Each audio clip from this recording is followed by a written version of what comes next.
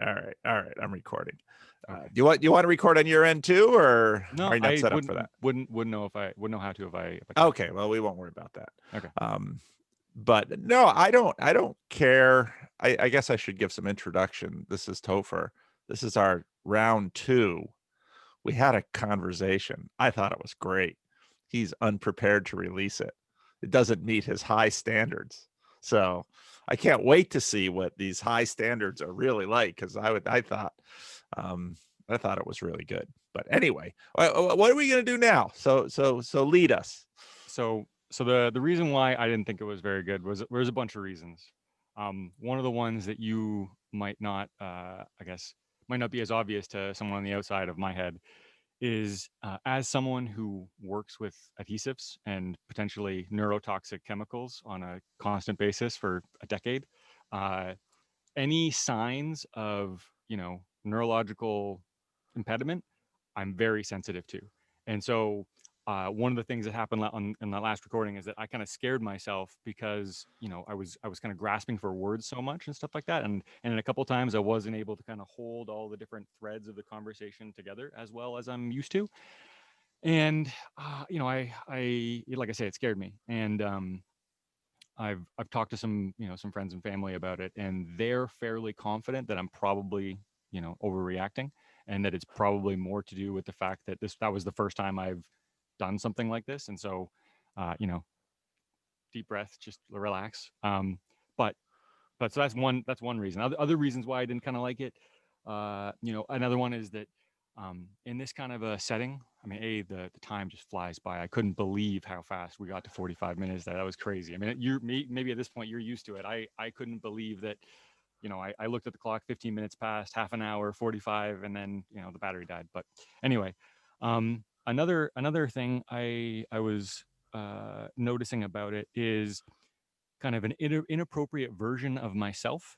And by that I mean, um, when I was just focused on being relaxed, on kind of not being flustered and nervous, in a first conversation, and I think I did that okay. But I kind of fell into kind of Discord mode of conversation where you're mostly I tend to kind of sit back and listen more and kind of be more reactive to the conversation as opposed to trying to kind of steer it myself. And there's a time and a place, and I think on Discord it's a great mode.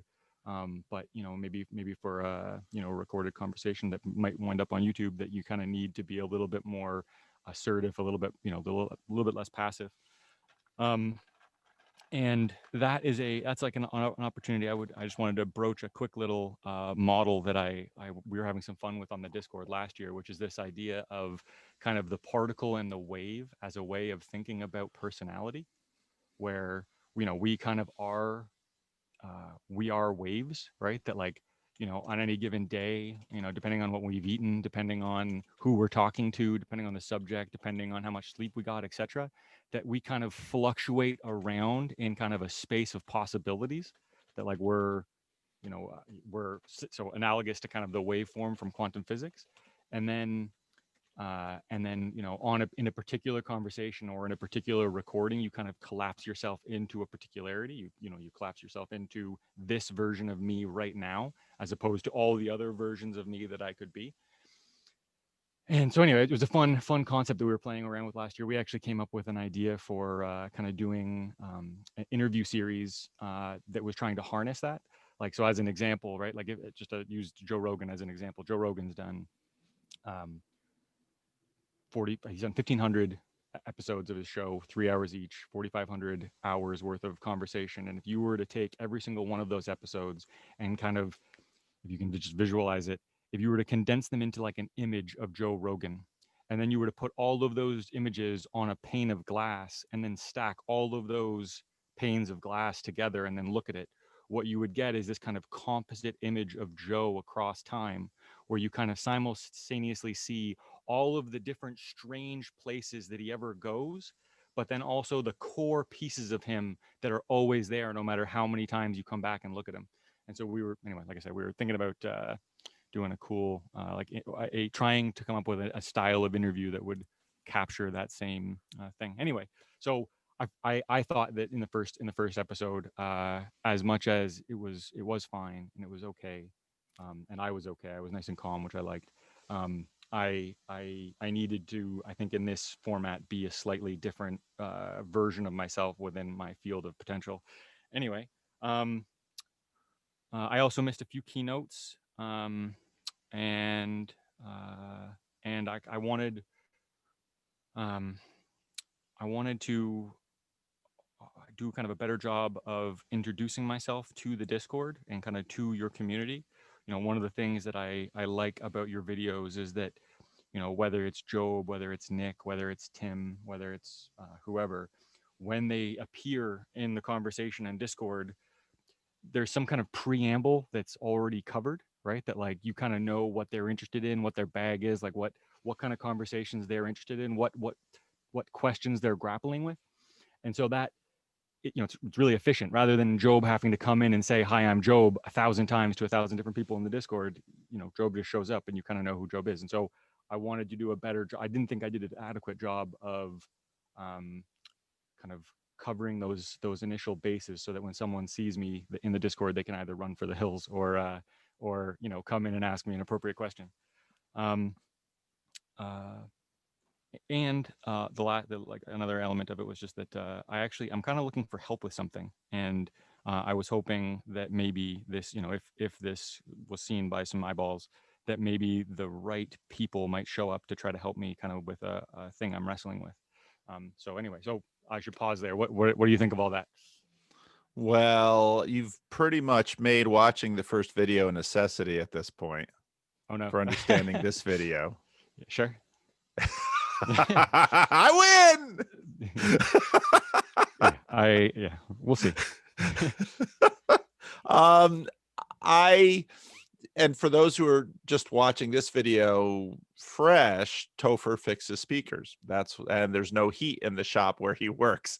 That's why he's all bundled up. I am. In fact, I'm gonna go turn the heater on. Hold on. Okay. You'll see me do it. Okay, we're gonna watch Topher turn the heater on. He walks over there, bang, there it is. There we go.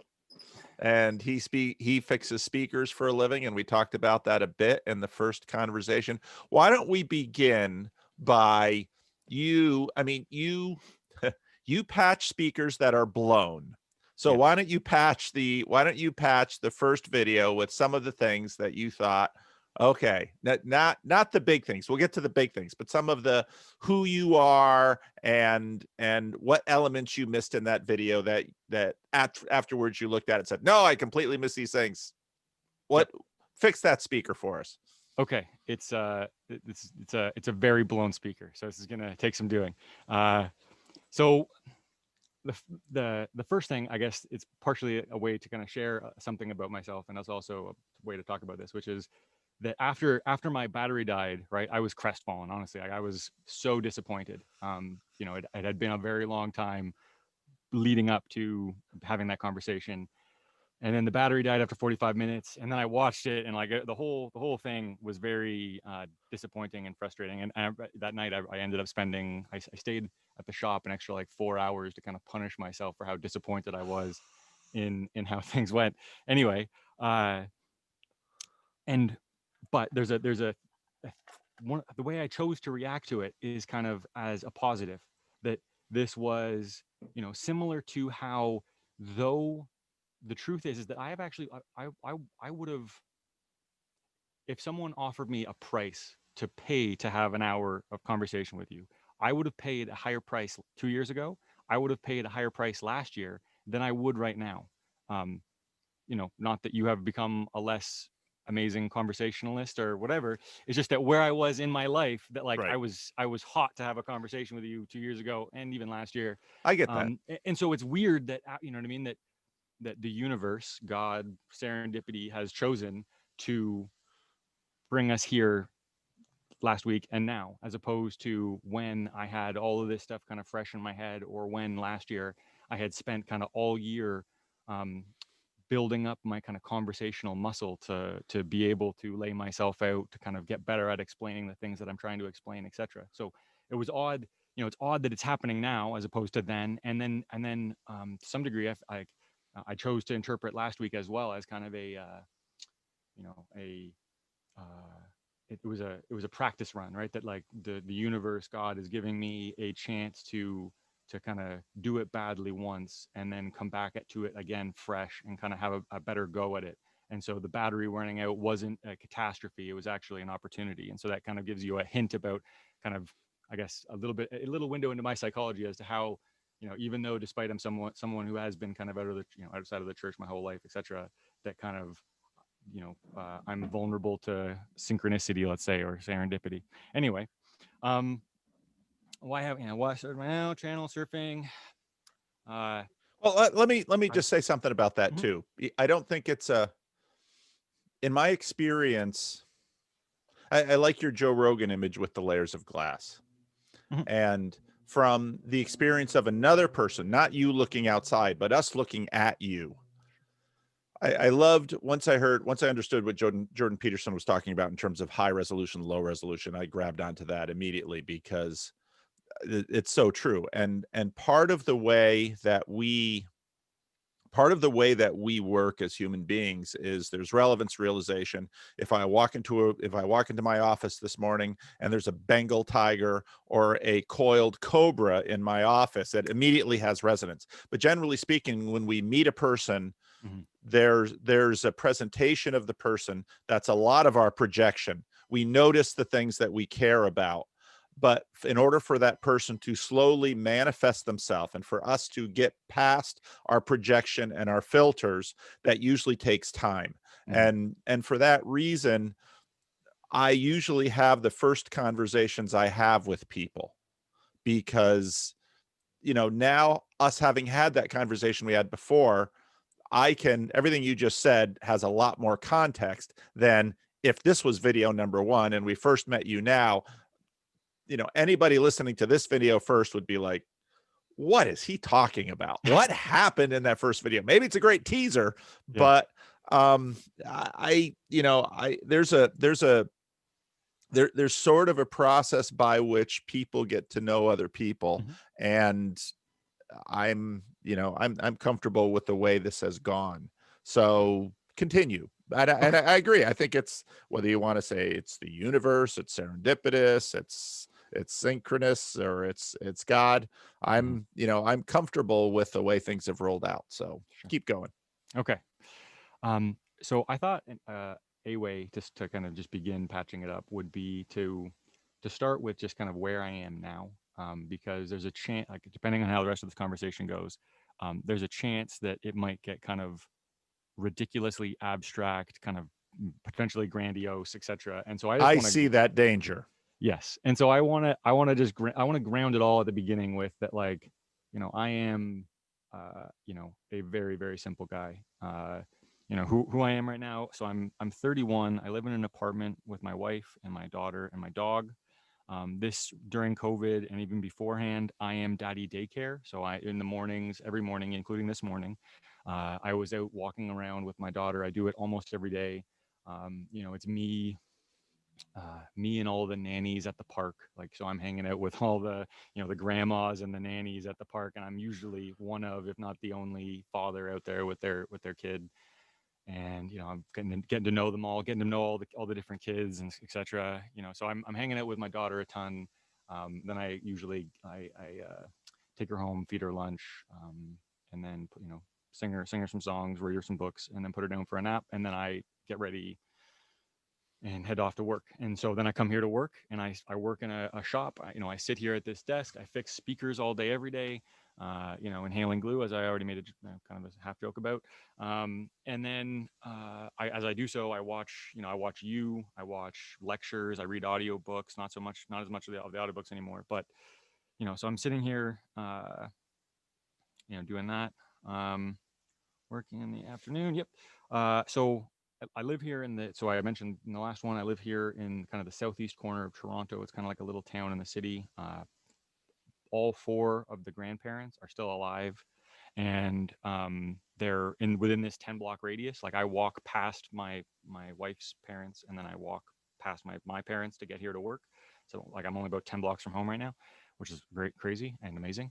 But the fact that, so in the afternoons, so I do the mornings, grandparents do the afternoons, and my wife is at work all day. She's working from home now because of COVID. She was working at an office. Now she's working at home, which is, you know, blessing and a curse. But so yeah, we living in a small little area, you know, working here. What else?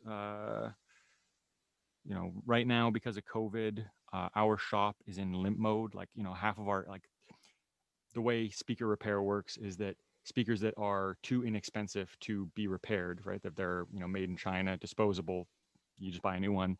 And so our industry is determined by what speakers are expensive enough to be fixed, and that's generally pro audio speakers that are worth hundreds of dollars, right? So our biggest customers are DJs, theaters, you know, wedding stuff, like big concerts, etc. So our industry is devastated right now, and so we're kind of in limp mode right now, just kind of battening the hatches and trying to get through on doing kind of home repairs and car audio stuff and stuff like that. So it's been a rough year. It's going to be probably another rough year. You know, one of the problems is this is our kind of our whole family's thing. My dad works in the stage hand union. He does all the shows down in, like, the, you know, the live theater downtown and the arenas and stuff like that. And so he's sitting on his hands too, and kind of, you know, trying to come up with different projects and stuff like that around his house in order to stay sane.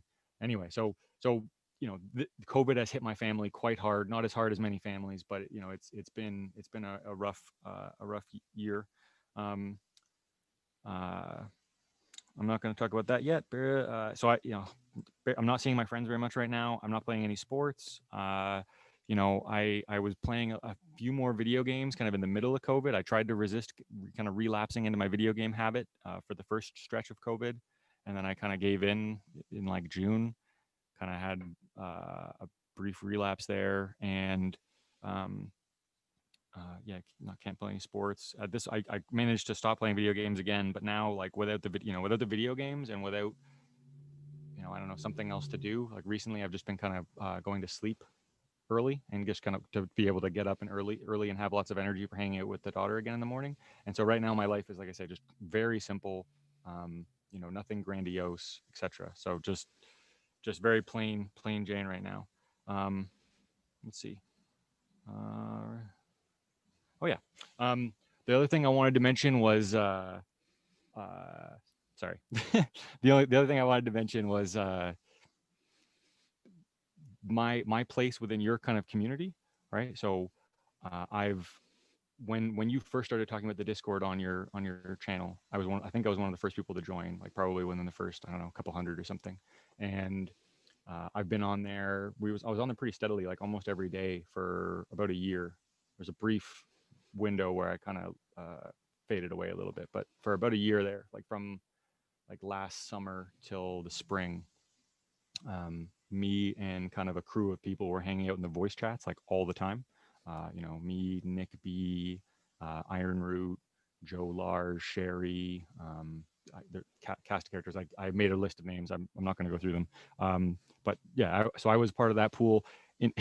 Interestingly, we were described by some of the people on the server who maybe are more on the text chat side as kind of it being a Gnostic cesspool in the voice chat.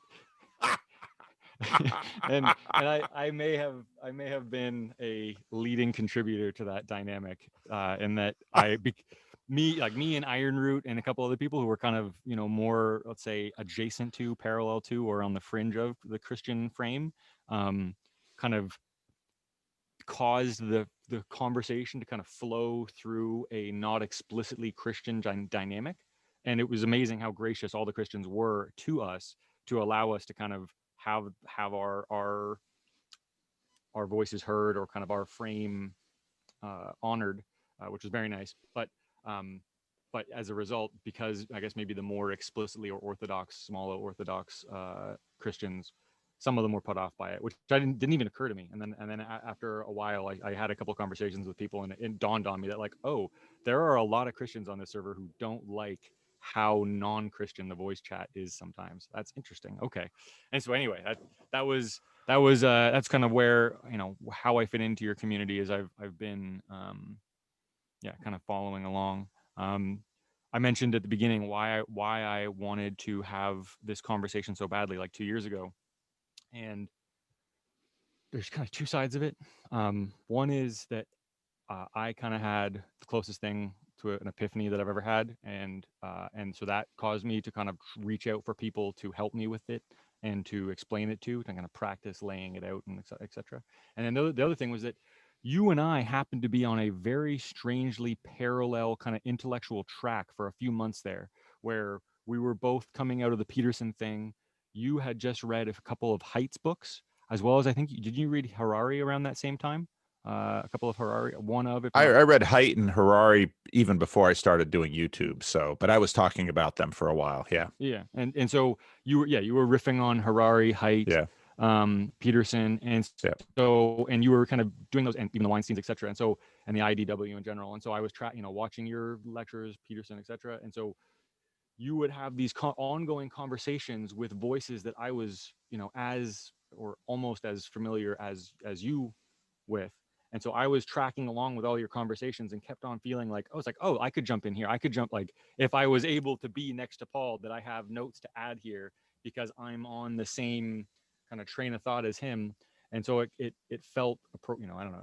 And I'm sure you've had the same thing, right? Where you're watching, whether it's Peterson or whoever on YouTube, and you're going like, oh, can I just, and That's that's why I why make videos. yeah, exactly. That's why you started your channel. And I guess just never had the, the stones to do what you've done and kind of start up my own thing. So, and you moved on from there. I mean, and that is, I mean, anybody who watches my channel closely will notice that the monologue videos basically just roll along in terms of my own stream of consciousness, the things I'm reading, the things I'm thinking about, the problems I'm trying to do. It's part of the reason I like that there are conversations interspersed in them, because the conversations break up the monotony of me. Yeah. And also bring freshness into the channel. So, okay. So you were kind of working on Haidt and Harari and the IDW stuff. Mm-hmm. What did you resolve? Or didn't you resolve anything? Or what did you come to a point of, in myself, it comes to a point of at least satisfaction with a certain conclusion, perhaps, and then I move on. Do you want to say more about what was going on when you were working on that stuff? An incredible amount more, Paul, but okay.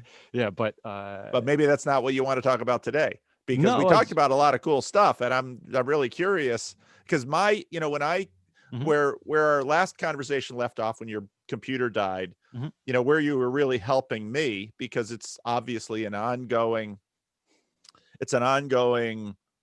interest of mine to better understand what non-Christian, non-practicing Christian people are thinking, and the way they view the world and how they approach things, because obviously I'm coming to it from a different place.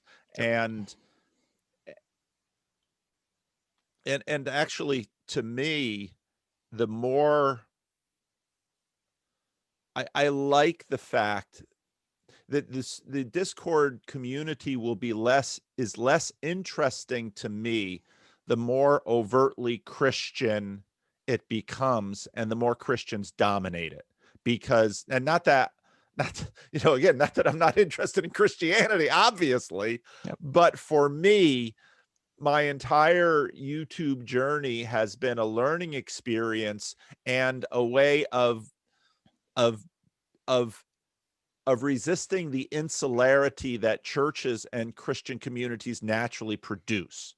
And so what I go to the Discord community for is to meet people like you, so that I can actually have, hopefully, greater insight into where you're coming from. Now, of course, someone might look at that and say, gosh, Vanderklay, that's terribly mercenary, because you're just trying to trap non-Christian people and make them Christian. Well, yeah, I don't think I hide that, but it's also the case that I hope they learn that while I certainly might have an agenda for their life, I am not going to be a jerk about it, and I am going to love them. And when they take steps that they tell me have been truly helpful for their well-being, and even if those steps mean taking steps away from the church formally and in another direction, Towards part of me is orthodoxy in going to some cases. celebrate with them.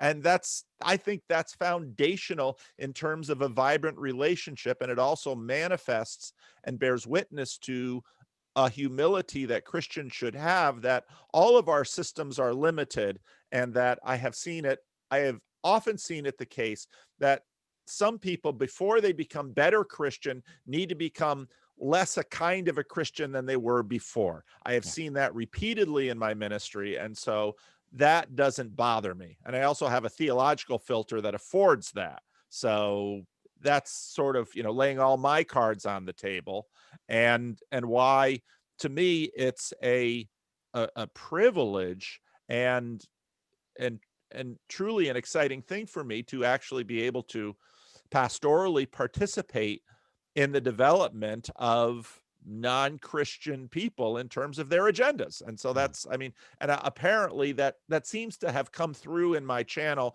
sufficiently, that that people come to the Discord server and are willing to tolerate the rest of the Christians in order to find a space to work out some of their stuff, even though Discord is quite Christian. Briefly on that point, I wouldn't even like tolerate. They are the easiest people to tolerate. That's true. I've been I've been a creature of the internet for a long time. Through gaming and through this experience with your community, and then kind of branching out over to the portal and Lexes and etc. And um, a thing that I repeatedly, when I try to explain kind of what I'm up to the people in my life, many of whom are not people of of the faith in general.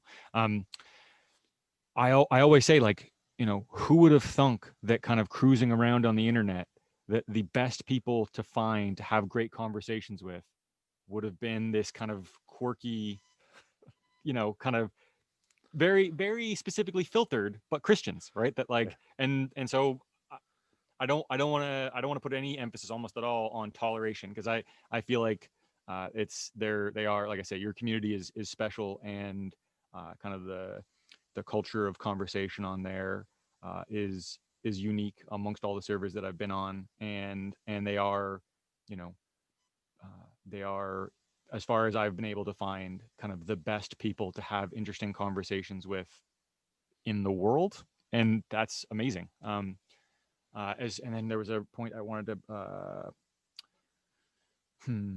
oh yeah, about you were talking about estuary. So you didn't explicitly talk about estuary, but I wanted to point to it, which is that one of the interesting things, and so you have noticed that I use the suffix the salty on the server, and that's an explicit acknowledgement of the estuary and kind of my place within that dynamic. Um, and but it's also to highlight a slight problem, which is that, so from what I get the sense of, in your Sacramento meetup, you actually have a fairly healthy contingent of people who are, say, fringe, right? Are either explicitly non-Christian, on the fringe of Christianity, or Most of the people who come to our yeah, meetup do not go to church, exactly. including do not go to Livingstone's church. So that shapes your experience, whereas the server, the Bridges of Meaning server, I think is the opposite, where, especially given the fact that I think Job, I guess I don't quite know the status of Job, it seems like he's inching ever closer to explicit Christianity. I think he does go to church now. And Ironroot's gone. um, so there's like a couple Buddhists that I'm aware of, and then there's me. And then if you forced me to, you know I don't know if I could point to another kind of either explicit agnostic, fringy individual. Well, Joey, Like, there you go. Joey's So Joey still holds his atheist card. sure, so there you go. So it's kind of like me and Joey, and that, like, and one of the interesting things was that, kind of, as you started talking about estuary, there was like a level of excitement that was new. It was like there was, everyone got like super excited because it's a beautiful metaphor, and I think it draws out a certain element of, let's say, Christian psychology, um,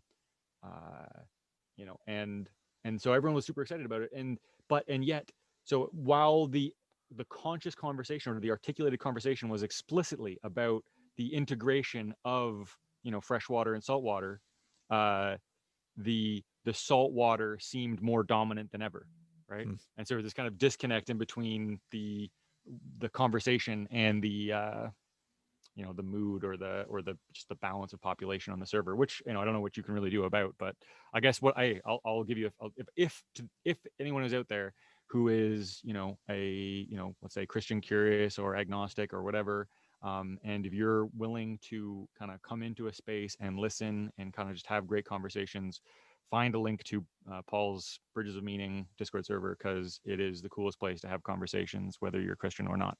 So but it's not easy. It's, I've known a lot of people who have sort of tried it and they send me a little note, and that wasn't really for me. And that's totally expected. Part of it is the medium.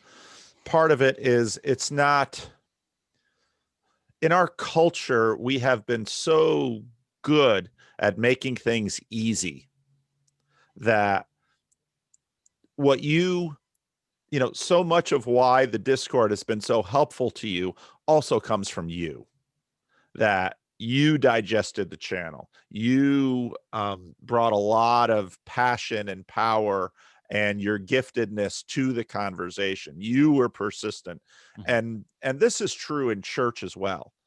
Church, consumerist church makes it very easy to come sit in a seat, and especially big box church, probably the kinds of people who would use your services as a speaker repair person, big stage, great music, big performance. I mean, the Carl Lentz type church, the Hillsong type church, they make it very easy for people to come sit in a seat and say, oh, I'm a Christian. And maybe they had a baptism and, now they start identifying as a Christian, a lot. But the leaning into things that you have done about what is the world? I mean, and let's be fair, that's going to be just a slice and a segment of the human population. And part of that's going to be intelligence. Part of that's going to be a whole bunch of other elements of a personality matrix. So the Discord, and one of the things that I, as a pastor, by continuing to be a pastor and not just some YouTube personality, I'm forced to realize is that the number of people that get into all this nerdy stuff compared to the number of people that are living their lives, that's a big difference. So 90-10 or something like that. Yeah, something like that, probably. Yeah. So having said that, the church needs to address that 10% because they're a really important population.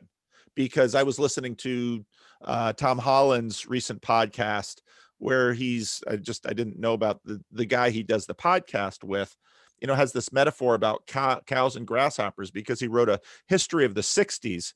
And he noted that in most of in the 60s, most people, he was writing an English history in the UK, most people were just trying to, work and have babies and maintain a marriage and, have a vacation and maintain their house. That's most people. Yeah. But the ones that make history are that's right, the noisy ones, the ones that get irritated by Black Lives Matter, get irritated by white supremacy, or get irritated by philosophical incorrectness, those are the people that the tiny little grasshoppers in the meadow, the cows are ignored, the grasshoppers make history. So it's vitally important for I believe the church to, and maybe I desire to engage the kinds of people on the Discord server because they're like me. And that's why they've been drawn here. And that's why they watch my videos. And that's why we have a sort of a weird community, but it can never really be the same kind of community as a church, which is much more rounded.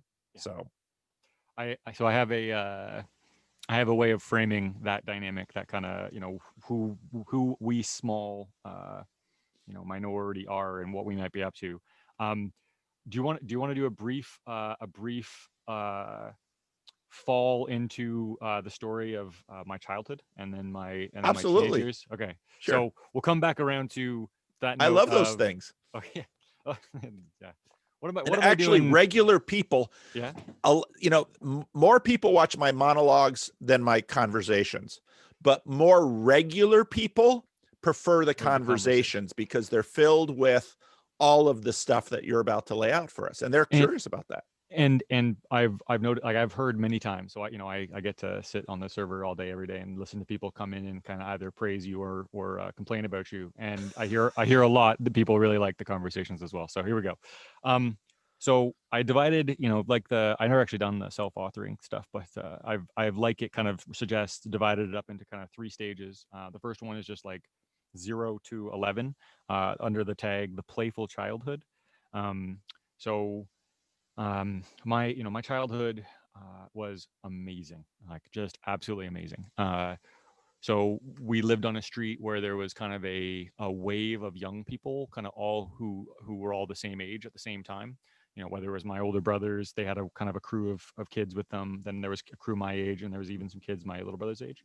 And so our street was just constantly a playground, like the whole street up and down. We used so it, we were in our backyard in particular. We had a huge backyard. We had two tree forts next to each other with ramps connecting them, as well as ramps from those tree forts back onto the back fence, which then led up onto a network of garage roofs and stuff like that. And we had a giant collection of toy guns, etc. So our playground was like the urban warfare zone for young boys, learning how to just have fun and imagine, right? And so, yeah, me and my brothers used to play all the time. We used to have friends who came over and play all the time. I went to a particular kind of school. It was an alternative school, and one of the things that made that alternative school weird was that I was in the same class with the same group of people for like 8 years. So from junior kindergarten till grade six, I had this cohesive group of classmates who, at that point, you basically spend more time with them than your family, right? And so I had this small group of, so there's this cast of characters from my street, my brothers, then this cast of characters from my school, many of whom would kind of come home with us and play. And so our house was kind of the perpetual kind of neighborhood playground, which is just, like I say, so cool. And then on top of that, we had a cottage. My mom's family split a cottage out a couple hours or a few hours north of the city, and we would spend virtually all of July every summer up at the cottage, and we would split our time with my aunt and uncle, who have three little girls. And so we're this family of four boys. They're this family of three girls. And so then every summer we also went to the same school as well as these little girls. But so they became kind of our surrogate sisters. And so we'd be playing at school, playing up at the cottage. We had the last cottage on one side of a lake, and so the kind of going out to one side from our cottage was like this giant swamp and forest and etc. And so we had this beautiful extended playground for ourselves to kind of go and play imaginary games, and whether it was Narnia, whether it was Redwall, etc. Right, it was just kind of going and being little characters and stories, and taking turns being the leader of kind of the imaginative game, etc. So that paints a picture to some degree of kind of, I would say, in some ways, kind of an idyllic, very kind of playful, very imaginative, kind of very um dirty, like we used to dig trenches. We turned our backyard into like a war zone where we dig like 6 foot deep trenches that had little bunkers. Like we'd take doors and lay them on top of the trench and then put dirt on top of them, so that there was like little underground areas within the trench system, etc. So just a super cool childhood. The one element, and I mentioned this in the last one, that I wanted to kind of highlight, this luckiness, right? And so here I am in this beautiful little area. Our family happens to have been one of the least affluent of this neighborhood. So while I live in a very nice neighborhood and continue to live here, I actually, for I guess a brief pause, I actually still live here. So the street that I'm talking about is 30 feet that way. Um, and so I've been in the same spot kind of for 31 years now, roughly. And uh, and so it's this beautiful neighborhood. We're the relative, like we're probably the poorest and trashiest family on the block, but still super like lucky to be here, and still lucky to have had the brothers that I had. lucky to have had the friends on the street that I had, lucky to have the cottage and my cousins to kind of add a kind of a, an exposure to femininity and kind of a different style of play and stuff like that, which was great. Um, but on the other hand, just as a sliver of darkness in that light story, for whatever reason, the men in my family, about half of us, are very very deep sleepers, and so uh, we don't wake up in the middle of the night when our body tells us to, and so then that creates kind of awkwardness and stuff like that. Yeah. And so I can remember a kind of a uh, kind of a constant, I don't know, sense of like just something like being different, kind of being unable to participate in sleepovers like all the other kids were able Mm, to, you know what I yep. mean? Like Yep. Yep. kind of dealing with, having a secret that you're trying to shield other people from, Yeah. and being um being embarrassed, being, having shame, etc. And so Yeah. like just within that kind of all, that golden frame, there are still kind of elements of uh I guess misfortune. I don't know, but that's what I was going to say, is that I actually don't see it as misfortune anymore. Like what I see it as actually is the kind of appropriate level of suffering, right? That like amidst all of this greatness, there was still a little bit of like this little bit of suffering that was snuck into the picture, Yeah. that kind of that provides that little bit of growth that you kind of have to Yeah. deal with some, like I say, shame, etc. Kind of, and when people finding out how embarrassed you are, and then realizing it's not that big of a deal, and so it just kind of the ingredients for a little bit of personal growth Yeah. through that dynamic. Anyway, let's see if there's anything here that I'm missing. Uh, I guess the one thing I always wanted to add there is a more explicit touching on who my brothers are, and how that shaped me. And so my eldest brother is the smartest brother. Uh, he's, I would say either a genius or borderline genius. And so and I have been fairly close with him kind of our whole lives. And when I was a kid, we used to play strategy games, we used to play board games, we used to play video games, the beginnings of video games, and he used to kick my butt at everything, right? Like so he's 8 years older than me, and he's a Oh. genius, right? And so like Oh. way more developed, way Yeah. smarter, and so I never won anything. And so I guess as a warning to people on the Discord server or even in this conversation, if it seems like I have a chip on my shoulder about seeming like I have an inferior intellect, Ah. there you go. That's Yeah. why. Yeah. Next brother is second oldest brother, 5 years older than me. Super athletic, like can just do whatever he wants. Like throughout our entire childhood, he was always kind of the leader of the play. He was always the best at this game, the best at that game. Super agile, super athletic. Was setting records at the school around the corner for the number of push-ups done in a minute or something like that. And you know has kind of jumped from extreme sport to extreme sport, excelling at them, etc. So smartest brother, check. Most athletic brother, check. All right. So then my little brother's only 2 years younger than me, and so our relationship has been one of you know phases of peace and war throughout our childhood.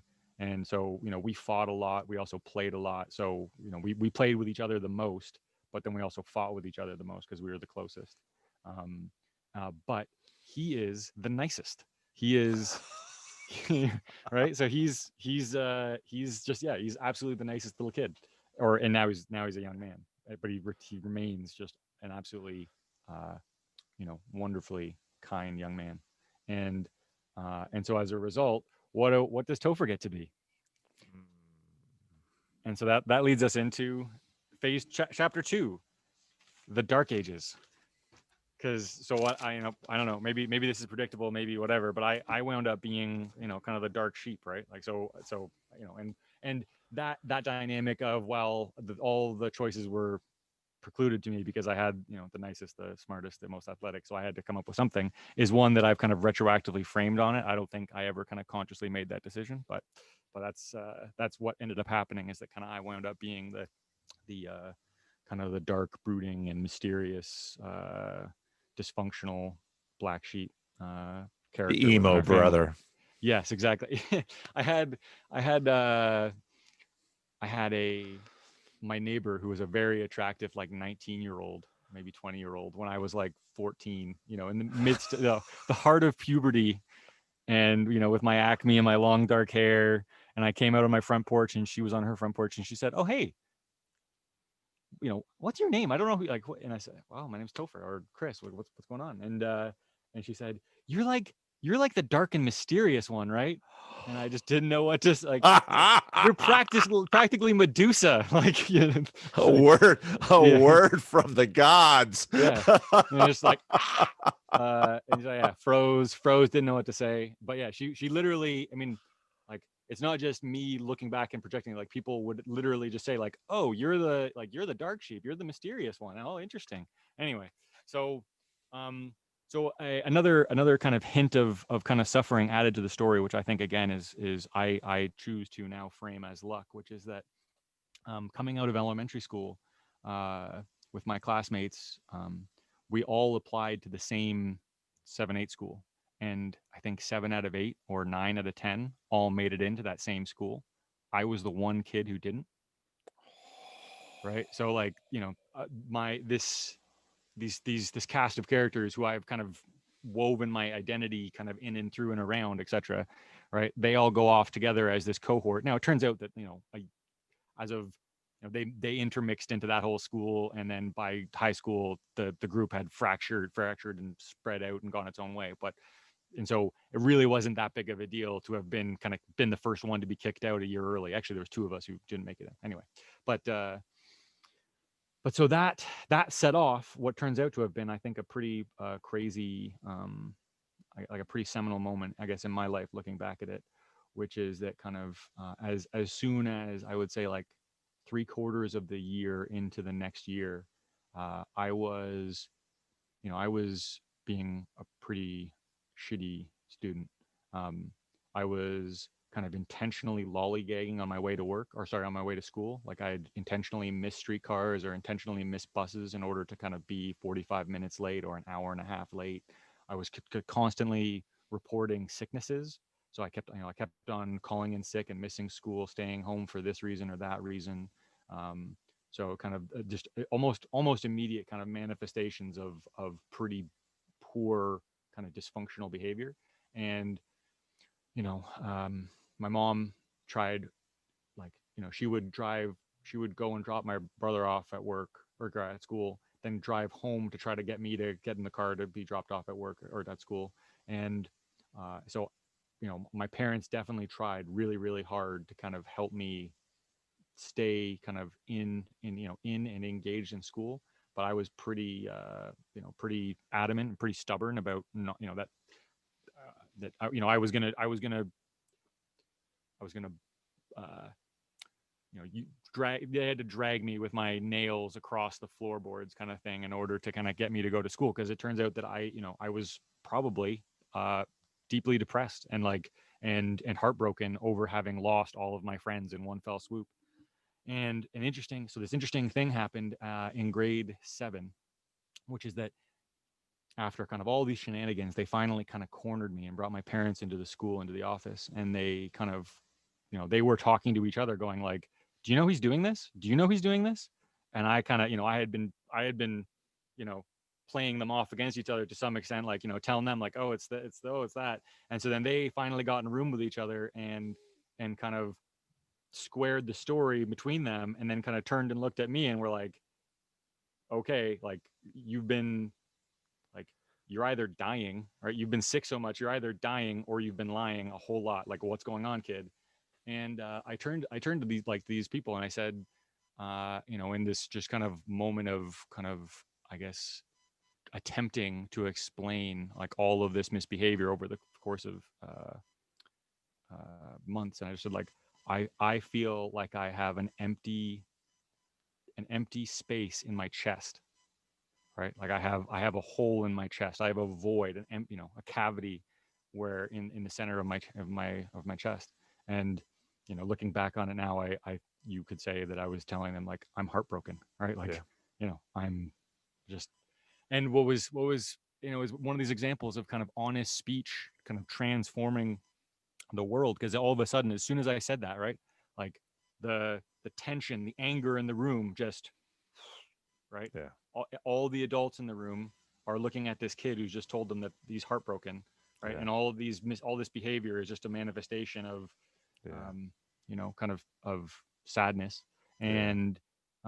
And to their credit, they all kind of instantly kind of changed the tone of the room, and we're just kind of like, oh, okay, like that's what's going on. Like, okay, he's not sick, he's not, he's not Rebellious. you're rebellious or whatever. He's just heartbroken. Yeah. And one of the reasons I wanted to make sure that I brought that up is because that that ties to kind of a larger conversation. Like there's a microcosmic thing there, right? Which is kind of to the extent that we, maybe I should say on my side of the culture, the nuns, right? That like you could see that as kind of uh, a an accurate diagnosis of us in general, right? That we as a society, right, we have a hole in our chest, that we're heartbroken, that we have, you know what I mean? That, and so when you hear, Douglas Murray talking about kind of the existential exhaustion of the West and kind of how, we're, men without chests, etc. I I look back to, me literally saying it as a child and going like, yeah, I know that feeling. I lived with it for I don't know how long. The truth is I don't know when or how I went from being that little kid telling his teachers and his parents that he was heartbroken to being who I am today. I don't know what exactly, where that wound mended, but it did, and that's wonderful. But I don't know how. And so it's, when I encounter other people who are dealing with similar things, I kind of wish that I had a better understanding of what exactly I did do in order to get over that, because it'd be lovely to be able to offer them some help. But anyway, so let's see. And just as a note, like as a parent now myself, and as a parent yourself, can you imagine being in a room with a 12-year-old who says that? Yeah. I have Yeah.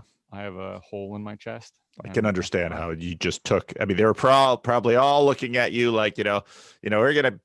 What do we get? How bad do we have to whip this kid to shape him up? And everything just whoosh.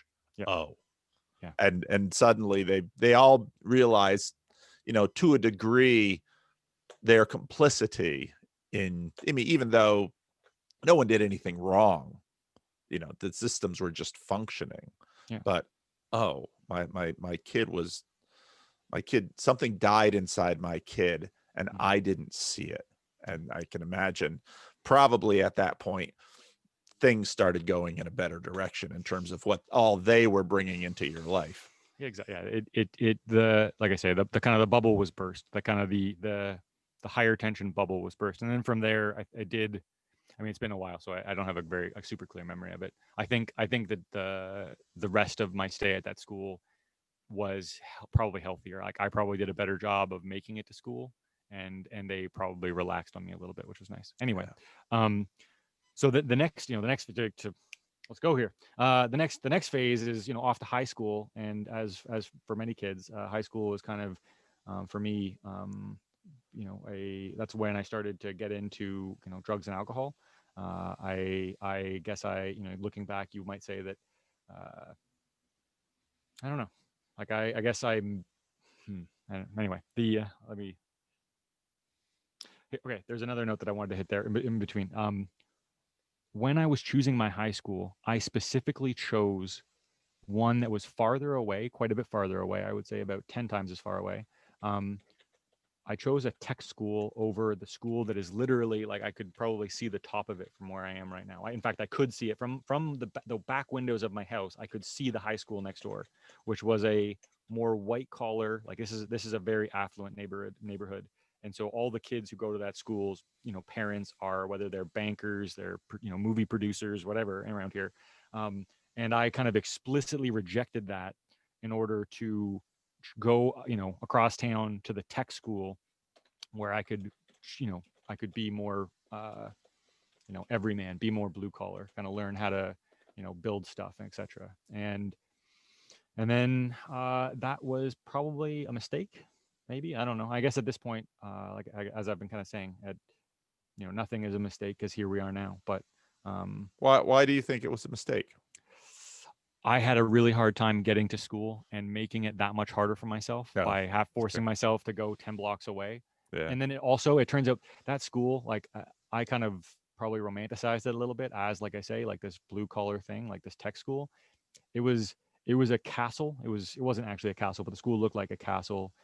It was about twice as big as it needed to be, and so it was like empty all the time. Hmm. And the leadership of the school made at least me, and I think many other kids, feel like we were basically just to the extent that they cared about us, they cared about the revenue that we represented from the government, right? That as a pupil in their school, we brought along a little bit of funding, um, and that they weren't too worried about us not attending because that made their jobs easier, right? That, like, to the extent that we skipped class, etc., that just meant that Wow. they kept on getting our money. I mean, this is projection on my part. Yeah. I'm sure Yeah. that if you Yeah. went and Yeah. talked to them, they wouldn't say that. But I remember distinctly having that feeling about the school when I was there. Is that, like, School spirit.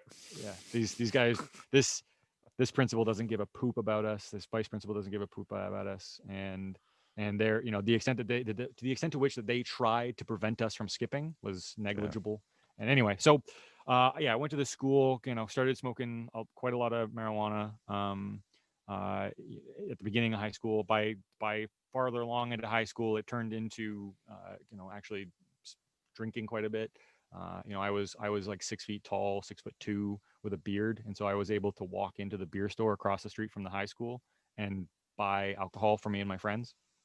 And so, we would skip class and kind of drink in the park nearby. And I actually wound up. I kind of remember distinctly as a kind of a specific example of that dynamic. I got arrested out in front of my school, on the front steps of my school. I got arrested because it was like my birthday or something like that. I don't remember. There was some reason why we were celebrating. Maybe it was like the last day of school or something like that. But it was like, we made plans the previous week or the previous day to, like, hey, like tomorrow's gonna be a good one. And so, we'll start in the morning and make a day of it. And so I got busted at 9 o'clock in the morning on the front steps of my school with 5 bottles of beer in my backpack in socks, which the cops thought was quite clever to reduce the clinking of the bottles. Yeah. Yeah. Uh, Yeah. Very with clever. a two-piece bong that, like, split in half and had hoses that went to each other, as well as a few grams of marijuana in my bag. And this was at this yeah, like, 16 or something like that. And that was probably, that was just a kind of a window into what my high school life was kind of like. Broken And heart story didn't apparently work on them. on the cops, interestingly, like, I mean, I actually, for what it's worth, I tried to be super nice to the cops and kind of, um, yeah, just be very kind of, I don't know, just, yeah, nice. Yeah. And they, I think, intentionally miswrote the ticket on a traffic ticket, right? Like, they gave me a ticket for drugs on a traffic court paperwork, Wow. right? So Yeah. just let's scare the kid, right? Yeah. Like, Yeah. Yeah. let's this punk, Yeah.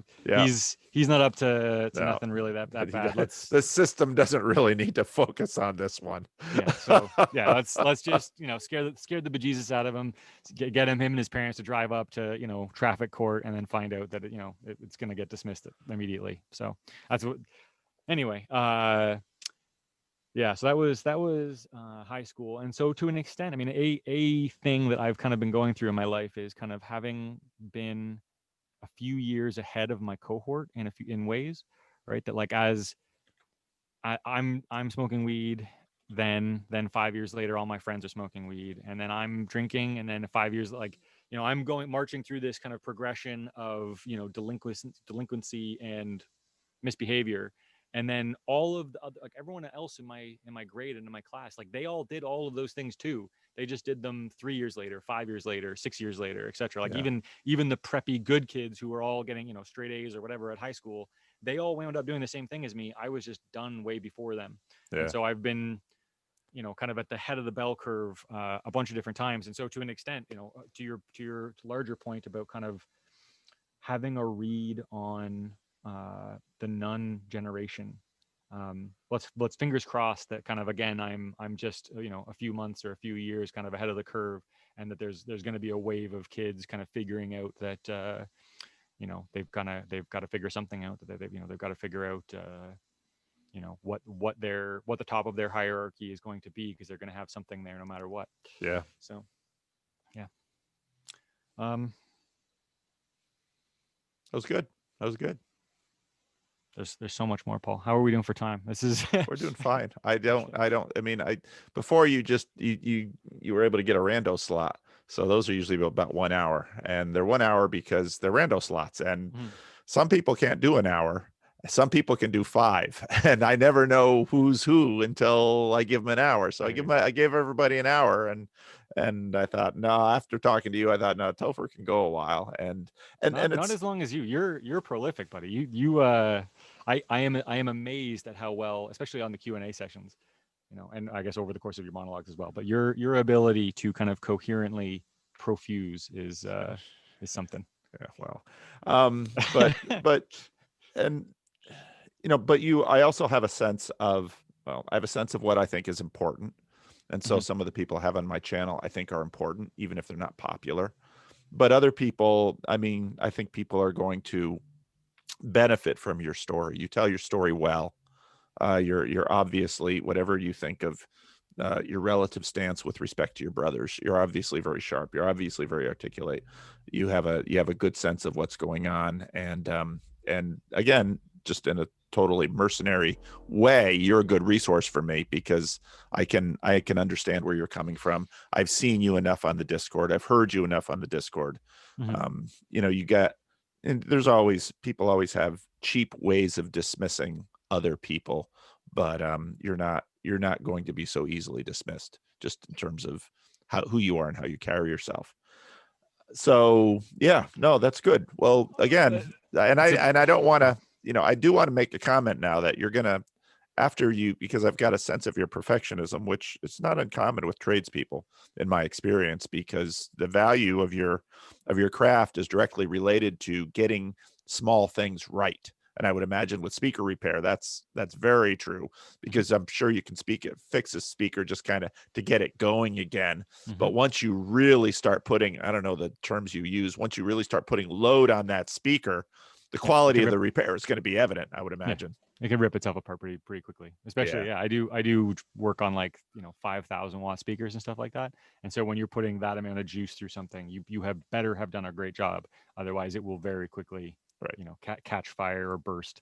And your client is going to come right back at you and say, I trusted you. This speaker is important for my livelihood, et cetera, et cetera. Yep. So, well, where do you want to go next? Because I know you've got quite a list, and I saw your list that you gave me after the first one, and I really liked it. So I trust you. So, I'm gonna keep letting you talk until there's something that sort of says to me, I want to really dig in over here. Okay, so I just want, I guess, since we started the story, I'll try to get through to young adulthood as quickly as I can here. So a couple of next pieces here are that are kind of and again, I'm trying to bring up stuff, like I was thinking about what aspects of my story to tell. Like I'm leaving a lot out. I'm trying, unfortunately, I'm going to leave a bunch of stuff about like friendship out and stuff like that. But whatever. The One of the pieces that I think is relevant to the larger conversation is a moment, and I don't actually know when this happened, but I can remember explicitly, and Jordan Peterson brought this up, which is this idea of, you have to be really careful about corrupting the hierarchy in the minds of the young, right? That, and especially young men, that if you tell young men, that to the extent that you succeed in this corrupted hierarchy, you are just manifesting and admitting your own corruption, that is a deeply poisonous idea. Yeah. And it might be appropriate. Like it might be true that the hierarchy is poisonous and is corrupt. And okay, well then what are we going to do about that? But if it's not, then be very careful with such an idea, because it is deeply corrosive to young men's forthrightness and their kind of striving to compete in society. Yeah. And so I can specifically remember having conversations at some point in this area, kind of as a young, just entering puberty young man, where people are telling, I'm misbehaving, being dysfunctional, and people are saying like, you got to get your act together. Like, what are you going to do? And aren't you going to want to have a job? Aren't you going to want to have a family? Aren't you going to want to kind of proceed down the normal trajectory of a human and kind of find the things that most people find rewarding, and kind of explicitly rejecting that, like, and saying like, no, like, you and your value systems are corrupt. Like, money isn't a reflection of success. Like, I don't want to have a super lucrative job.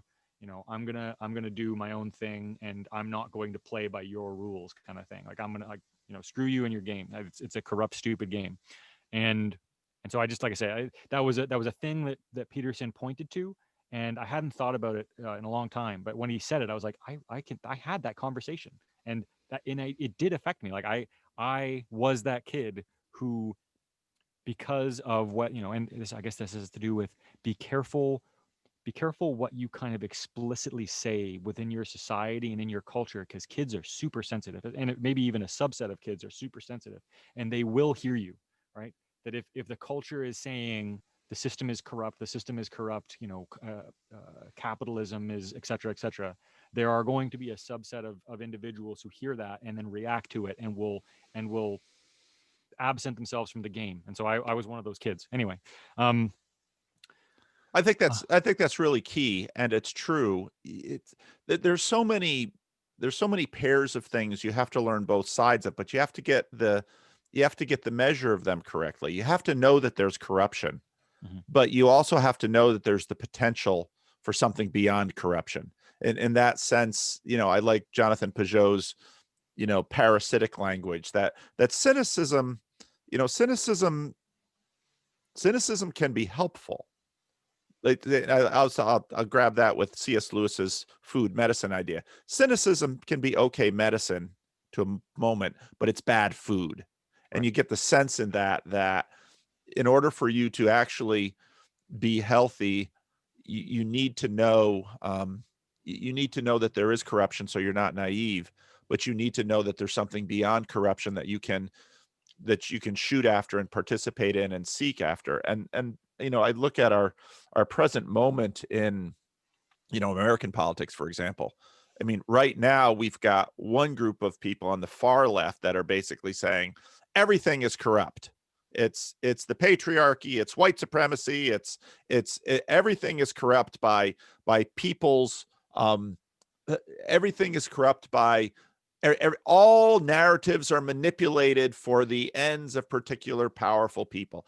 Everything is corrupt. And on the right now, with this election, you have a similar narrative that the election is completely corrupt. You can't trust the election, but you But push. prior to that, it was, America is great, America is the Right, best, rah, right, rah, and so right, then you have right, this you know uh, simplistic dichotomy of everything is the worst or everything is the best, right. and you're sitting there in the middle going like, really, like these are my two options, like I have to pick one of, okay, I guess, no, yeah. So no, I think that's a really important message. And again, this, part of this just shows, for part of why Jordan Peterson caught the attention of so many, you know, particularly sometimes young men, was that he was able to frame these things accurately, at high resolution, clearly, and people needed to hear that, especially at this moment, that yes, there is corruption. Mhm. Yes, the wealthy and powerful are subject to sexism and racism, and these forces are with us all the time, and they do undermine and they do keep the playing field uneven. Yes, but you now, given the uneven playing field, may have to work harder to run uphill to win the race. And so, Or if you do win the race, you will have shown something and you will actually make progress against these things. I mean, you need, and you can go the other way too. So, these things work together in a complex, better picture of the world. And if you lose that, you lose people. People then they just succumb to alcohol or drugs or all of the normal vices that we use to consume ourselves. So hang on a second. Someone just knocked at the door, and Okay. I don't know who that is. Let me I will consult my notes. you consult your notes. Okay. All right, where were we? Did you you reviewed your notes? Where are we going now? I think we're just gonna skip. So there's the end of high school. There's the transition out of high school into working. There's kind of getting caught up in the world of Warcraft. Like I spent like literal years of my life in terms of time played. Like more hours spent in game than at least a year. Probably a couple years of online time. Anyway, so yeah, but Let me ask you a question about that, because sure. that's not at all uncommon. What you're Mhm. thinking about that now? Um. So I guess a couple things. Like one that it's definitely kind of an example of like the real world. So there's Paul. You ask really good questions.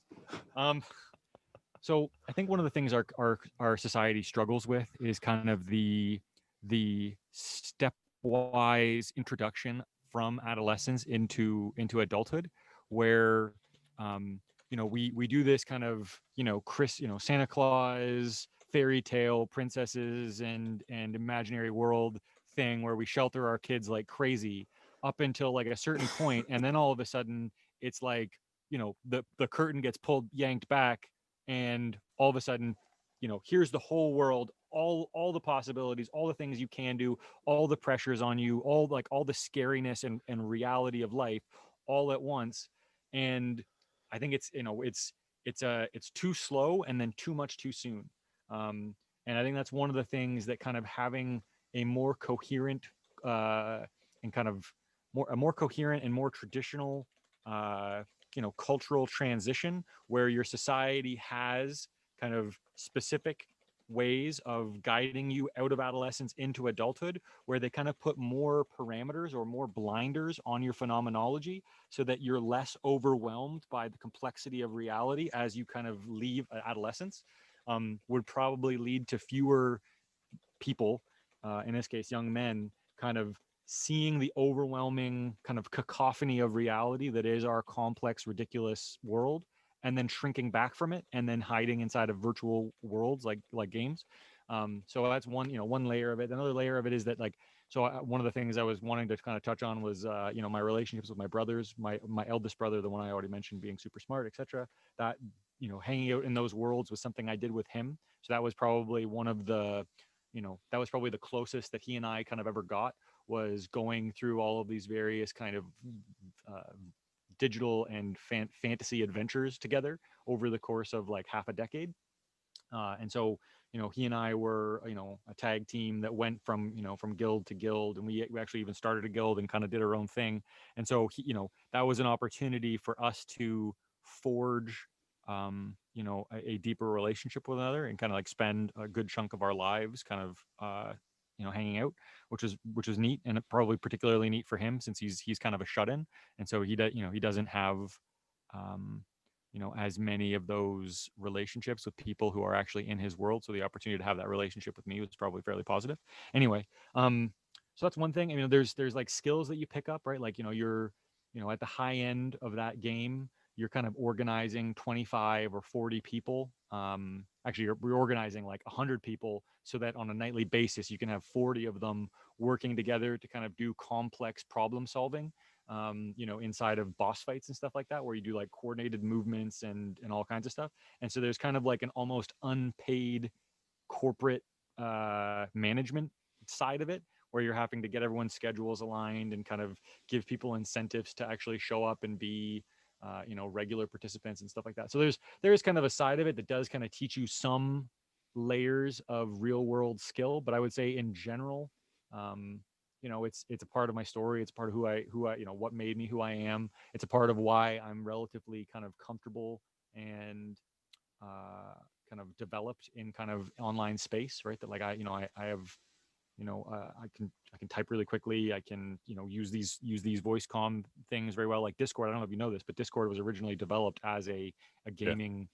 Anyway, so yeah, I mean, yeah, lots of thoughts. And then it's been kind of a process of kind of weaning myself off, like, quitting World of Warcraft, and then playing other games, and slowly kind of dropping them and dropping them and dropping them, and kind of to this point now where I'm like back to not playing any games at all now, which is probably positive, right? With especially with now a wife and kid and stuff like that. And a small business to run, etc. I can't really afford to be spending my Yeah. time in virtual fantasy land. You've got some real world things Yep. to really deal with. Yeah, it's interesting. I mean, the theme starting to develop, and you're having a more coherent, more traditional cultural transition where your society has specific ways of guiding you out of adolescence into, into adult. This stepwise thing, because when when your battery died, we connected again and we chatted on the Discord server a little bit, and I took notes. Of what you said then to me too. Um, what my generation needs to figure out. We talked about homo religiosus. Your generation needs to figure out what it needs, and I think that's. I know this gets me both into trouble with. This gets me into trouble with church people, because there's an element of church culture that says what you need is there, and it's your own damn fault for not being there. Now, there's an element of Protestantism that basically says, oh, okay, but it's also part of the missionary responsibility of the church to not only try to meet people where they're at. I think all churches have that, but Protestants are more willing than Orthodox or Roman Catholics to say, let's adapt the church to be a part of that, meeting people where they're at. The Orthodox are sort of like, well, here's the thing, we have our divine liturgy, and when every time you attach divine to something, you put it pretty far up the hierarchy. Yeah, it's set. That's right. Roman Catholics after Vatican II, you listen to Bishop Barron, and okay, a little bit more wiggle room there. Roman Protestants, they got so much wiggle room they can lose the thread entirely. So that's everybody's got their issues. And then one of the things that you said was, what are the intermediate options between the church and their moral matrix? Now that gets into part of the Adam Friended conversation a bit with respect to, okay, well, what exactly is the church? And that's not a particularly easy thing to answer in and of itself. And this obviously is something where my estuary conversation goes, because the word estuary, that had sort of been in my mind about what I was doing and what I was thinking and what the world needs. And various Christian churches, the Seeker movement, for example, had their Seeker service, which was sort of an adaptation, and they were working on some elements within the church world and the culture to make that palatable to churches, or at least understandable to churches. And then you've got something like Hillsong or Carl Lentz, their stuff, which is in the news right now because of Carl Lentz and celebrities, and you got Celebrity Church, and so there's people. It's getting an accurate picture of reality is always challenging, but even figuring out where church is and where Christianity is in the West is in some ways ridiculously challenging, because I just listened to Rationality Rules, did another little debunking dismissive video on the Christ Whisperer about Jordan Peterson, and he makes those things all the time, and I probably shouldn't listen to them because they get in my craw, and certain less helpful parts of me get a little reactive. But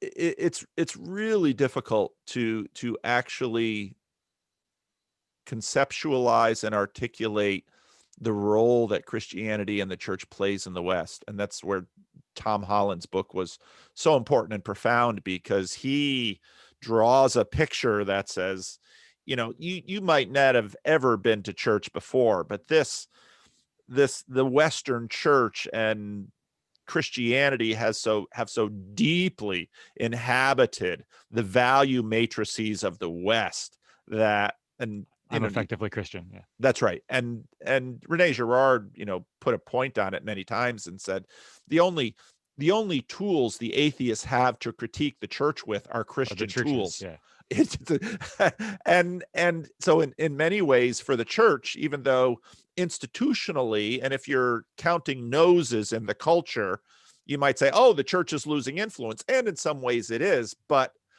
when you use the tools of the church against the church, to the degree that the church adapts and figures out how to deal with those tools, you're actually making it stronger. So here's I wanted to, so now I wanted to jump to the what I have here is Peterson and Company and the Origin Myth of Noah. So the final chapter. And to tie, I guess, so a brief aside.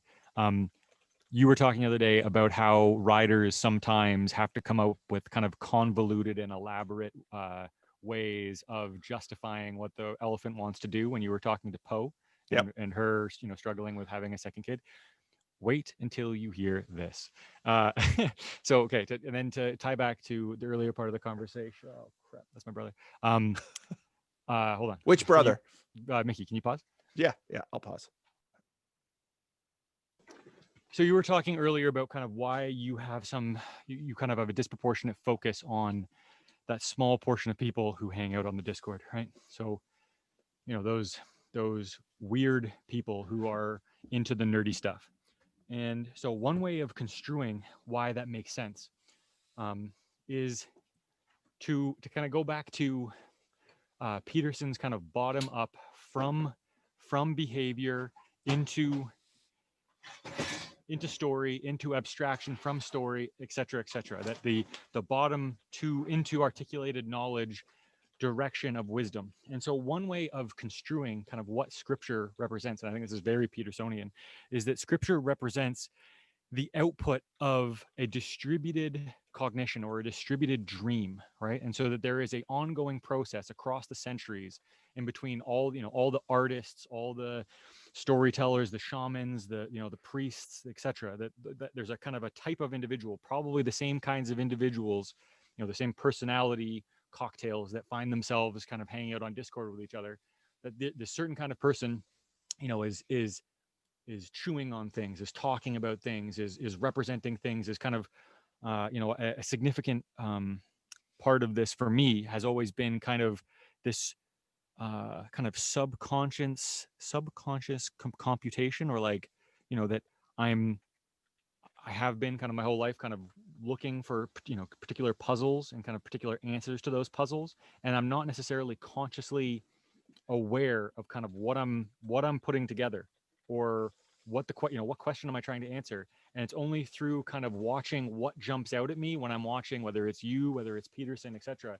And then there are these moments where kind of things click into place and you're like, oh, like that's what I've been up to, right? And so anyway, so if you buy into that Petersonian frame of the knowledge coming up from from the body, from implicit into articulate, then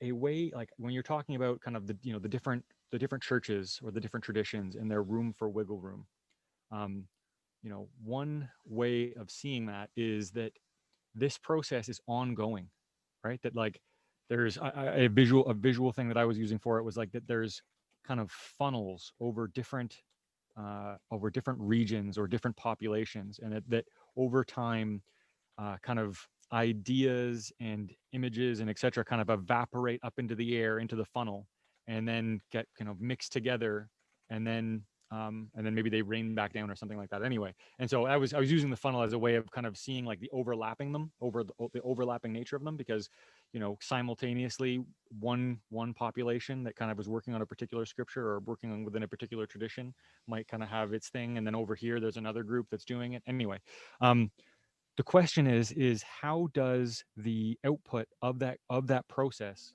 get integrated, right? So which traditions have what kinds of processes, right? Like, so in Judaism, I think there's the Talmud, right? So the rabbis over the course of history are kind of gradually kind of chewing on and mulling over kind of their lives, reality, but then as well the scripture and their tradition, and they're kind of working it and kneading it and etc. So that's one strategy for doing it.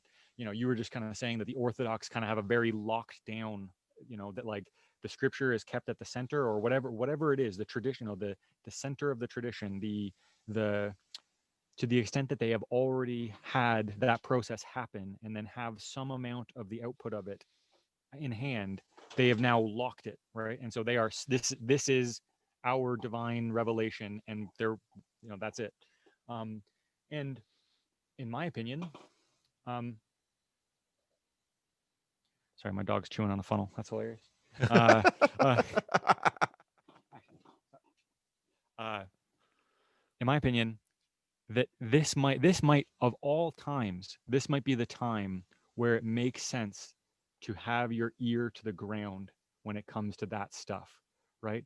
The ability of, whether it's a platform like Discord, like YouTube, this unbelievable transformation and democratization of kind of communication and conversation, where the let's say the CPU rate, like the processing power for that process, has potentially just gone through the roof. Like, we have Yeah. just unlocked millions and millions of people's ability to kind of chew on their own lives and chew on ideas and chew on kind of what's going on. And so it's possible that there is an unbelievable richness of um, kind of potential. I use like nectar as a, it's like that there's this process going on, and then this little kind of drop of nectar gets kind of squeezed out of all of that kind of churning and dreaming and thinking and art, etc. And so that we actually might be in a kind of a disproportionately fruitful era of this process. And and and so where is that stuff going? Like, who has their ear to the ground, who has their, who is ready to another image, if I can continue to ramble here. Another image that I use for it is, or another a way that this might be happening, a way of visualizing the way this happens, is that disproportionately young men who are kind of find themselves on the fringes of society, who find themselves kind of as outcasts for this reason or that reason, kind of wander off by themselves into the land of, whether it's the internet, drugs, study, um, off into the metaphorical desert or out into the sea, and then they come back to, they wander off, and then many of them disappear. Some of them come back to the village, and now they're coming back out of the dark, out of the darkness, out from the wilderness, and they have their heads are like buckets, and they have something sloshing around in their head, and they've come back to the village to sit with us. And the question is, what do we do with them, right? Like, do we say, uh you know get out of here, you're a blabbering, you've been out in the wilderness, you're now half crazy, and you're not speaking proper English, get out of here? Or do we sit them down kind of in an estuary, and sit them down next to a warm fire and say, just take your time, you might have precious cargo in that bucket of yours, just kind of take your time, relearn how to speak, and then share with us what you've gone out and found out. And um and like high variance male strategies in general, most of those buckets are not going to have very much in them. It's just water and dirt or whatever, and some of them are going to have flecks of gold, and some of them are going to have nuggets of gold.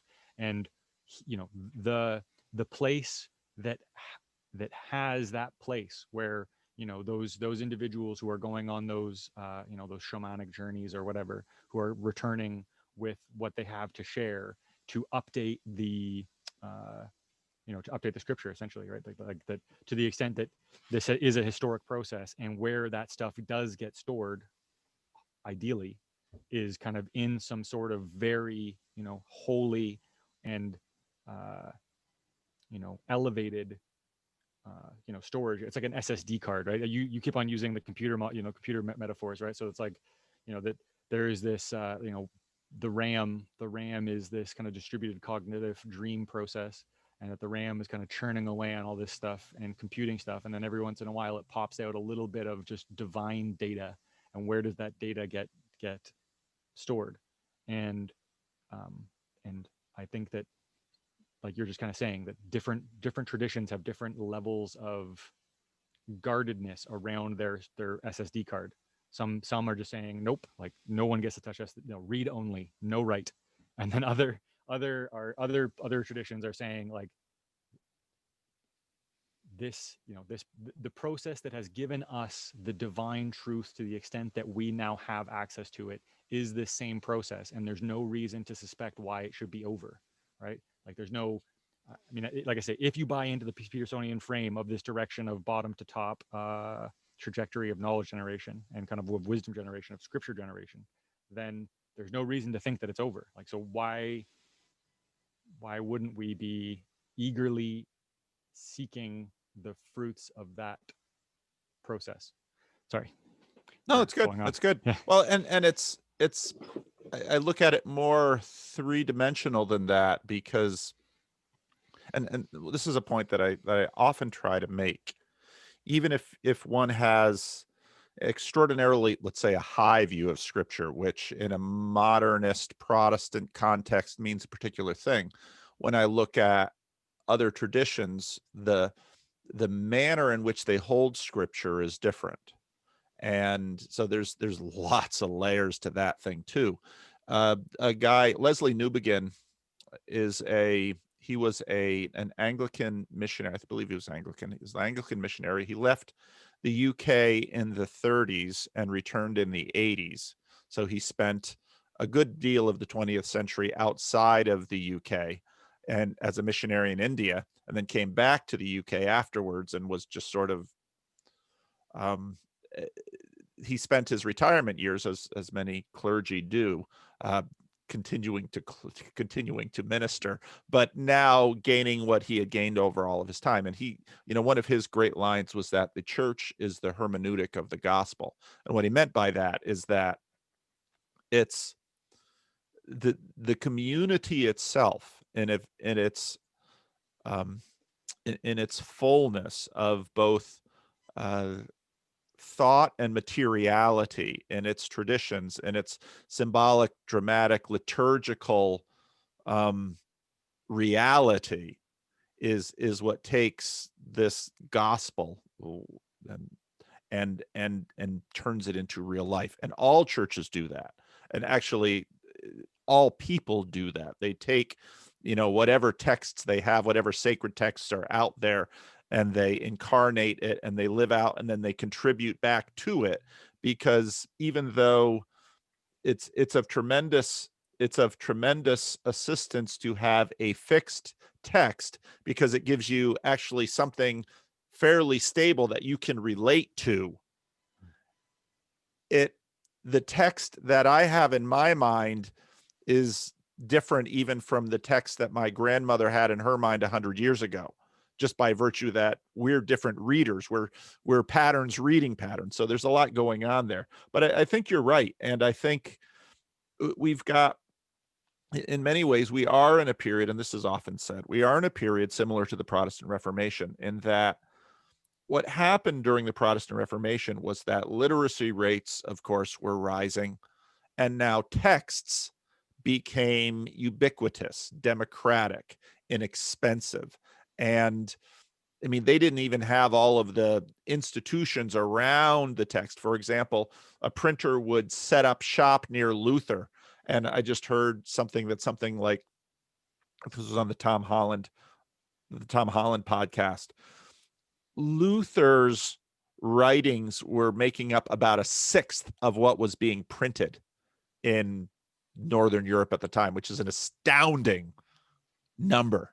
Now we are, the ubiquity of content is, yeah, we've never lived like this, which makes Google and its supremacy, obviously reasonable, because when content is ubiquitous, the filter, the filter is the relevance realization. And so, now that we're on YouTube, I mean, so now we're actually even relating to relating to AI. That's now a new player in the matrix, along with all of the other things, all of the other ways that human beings interrelate. That we can think of a distributed consciousness, even a distributed unconsciousness. I mean, all of this stuff that we're creating and doing. So there's And I hear you. Now there's a new element within that right. that soup or whatever it is, that dynamic. This has That's never been so live yeah. in some ways. And your generation, so I grew up without the internet, so I still remember the old world, but we of course had radio and television and then cable television. And of course with the internet, it's just this supernova. It's everything explodes.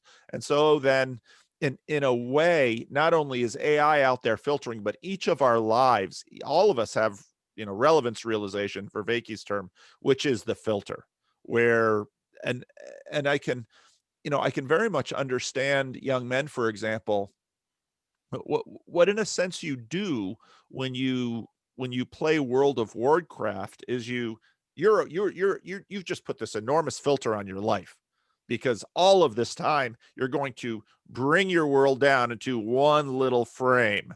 And in a sense, emotionally, you're managing all of your frames by saying it's too much, it's too much, it's too much. Just let me see if I can manage this little world for a while. And if I can successfully manage this little world, maybe I'll have a little bit more courage. But now the secularization sort of tries to dismiss religion along some certain frames.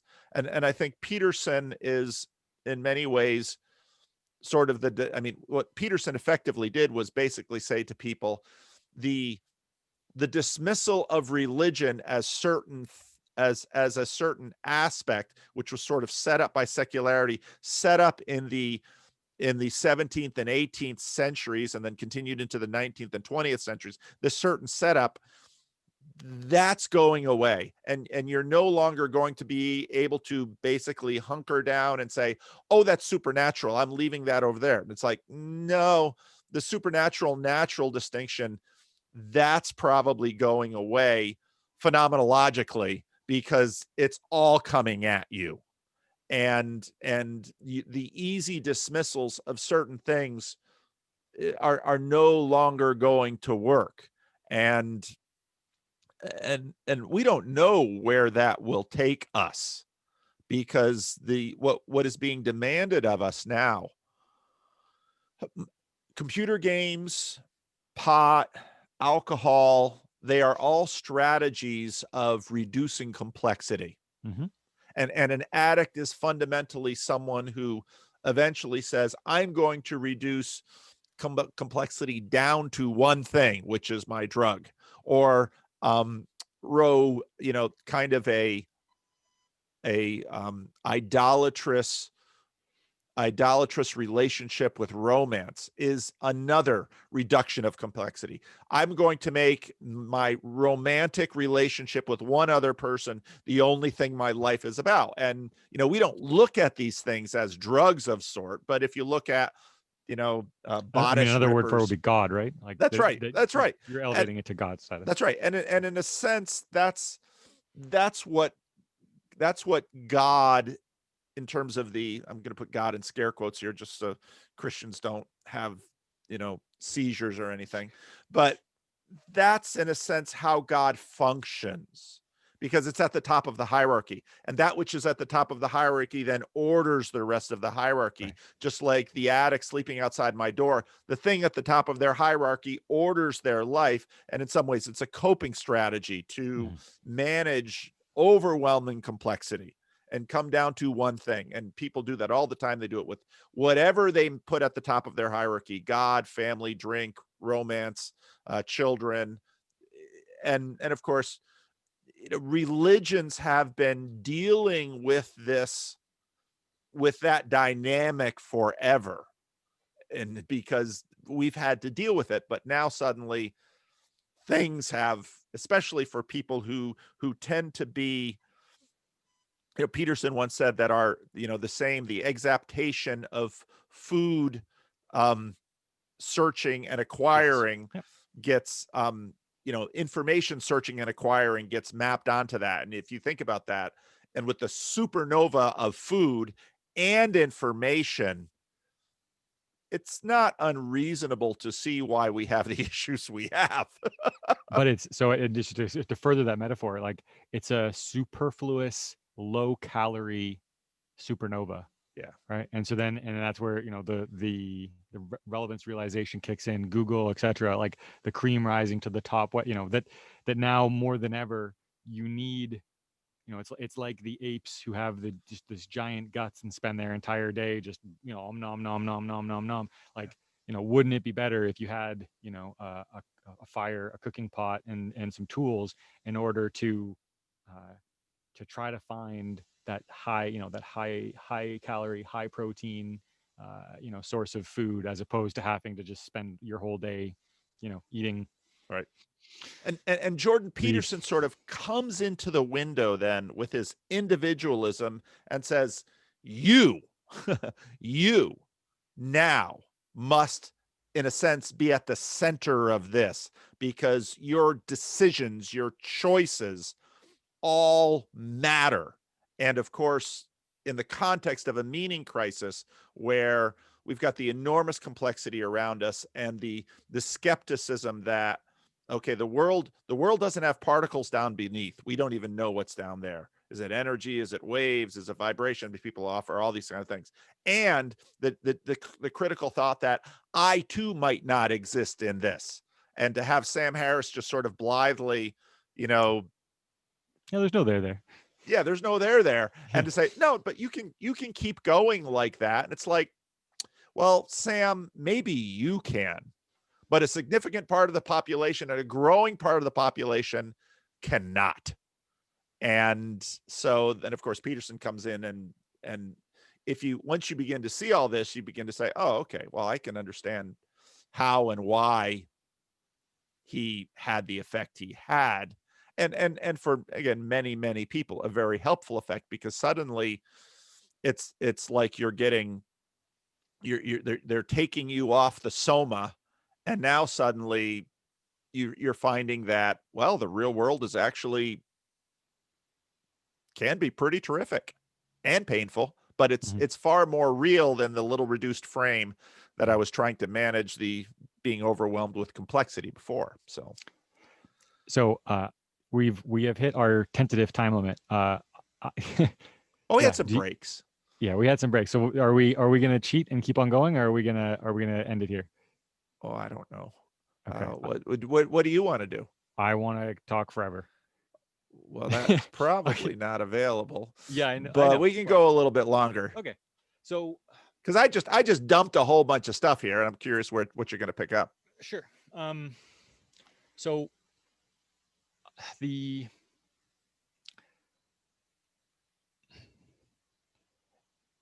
when we were talking about uh, the different strategies for dealing with kind of novel updating to your system, different groups have different strategies for doing that. Like we were talking about, the Orthodox have a particularly strict strategy. Maybe the Protestants, or some veins of Protestantism, are more willing to bend.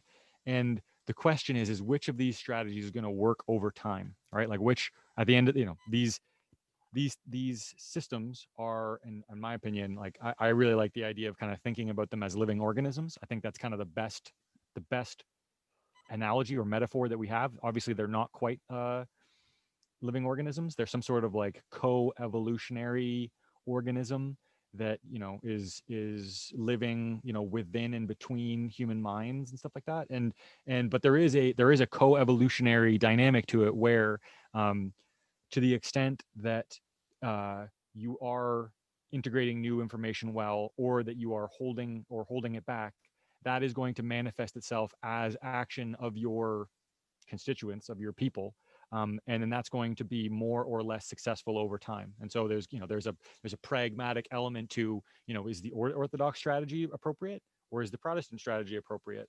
um, and who knows? And so one of, like, to pull way back to kind of one of the reasons why I was kind of had my eyes locked on Jordan Peterson when he first appeared, was thinking about this as societally existential, um, a societal existential threat, which is, like, again, that as existential exhaustion, kind of being somewhat lost, having no kind of coherent, um, society-wide telos, that we don't have something that we're kind of all pulling towards, headed towards. And so, especially when you think about that in regards to the fact that, we're about to start being able to rewrite our own DNA. We're about to, potentially engineer some things that are kind of more robust and powerful than us in a bunch of different ways. Apparently, there's a chance that the entire world has just been shut down by either a organic or engineered virus that has kind of shut down the entire globe's economy. There's the debt crisis. I am particularly worried in the kind of natural historic response of people when their livelihood, like when the quality of their life degrades significantly, kind of what that reliably produces as a tribal reaction, and kind of where we might be headed in the next, in the medium term. How everyone being pissed off about the fact that, their lives suck a lot worse than they used to, and now, are we going to find some external scapegoat or internal scapegoat in order to blame everything on, and could that turn into something as catastrophic as a world war? um, if you watch or if you watch Joe Rogan, he has people who come on and talk about coronal mass ejections, kind of wiping out all the electrical board and all of our hard drives, etc., or a meteorite that could come, then periodically does, etc., etc. So there's all of these. There's a myriad of existential threats for our species, and and to some degree, like, I don't know, like, what are we doing? Like, like, are we paying attention? Are we focused? Are we trying to address these things? Obviously, to the extent that we do have functioning leadership, um, of nations, etc., then people are attempting to address these things. But kind of societally, do we kind of have a coherent telos that informs how we're navigating all of these different things, like that we're, what are we optimizing for?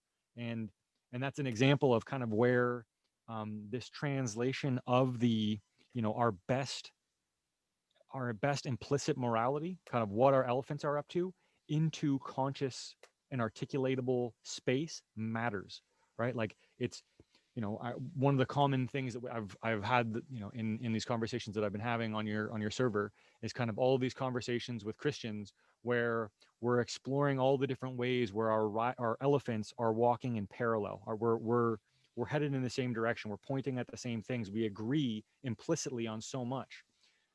And so then, if that's the case, isn't that good enough? Like, isn't it good enough just to have your riders, in parallel with each other? Like, isn't that like 99% of the way there? And I think, in a sense, that is true. But um, what kind of our current best approximation of our best philosophy, or our best theology, or our best ethics, gets translated into when we write our laws, when we write our algorithms, when we set up international governance bodies in order to try to tackle this particular problem. Then whatever kind of the dominant theological frame is going to inform that, explicit and articulate form. Um, and so it is really important that we do try to do our best to get a hold of the best possible articulation of our implicit morality. Um, and and so when when Peterson was, first arriving on the scene, kind of there was a huge degree of kind of jadedness and cynicism, in the world, right? That, like, that we were done, that, like, Western civilization was all but, like, it was an empire. It was a decadent empire teetering on the brink of collapse, and maybe it is.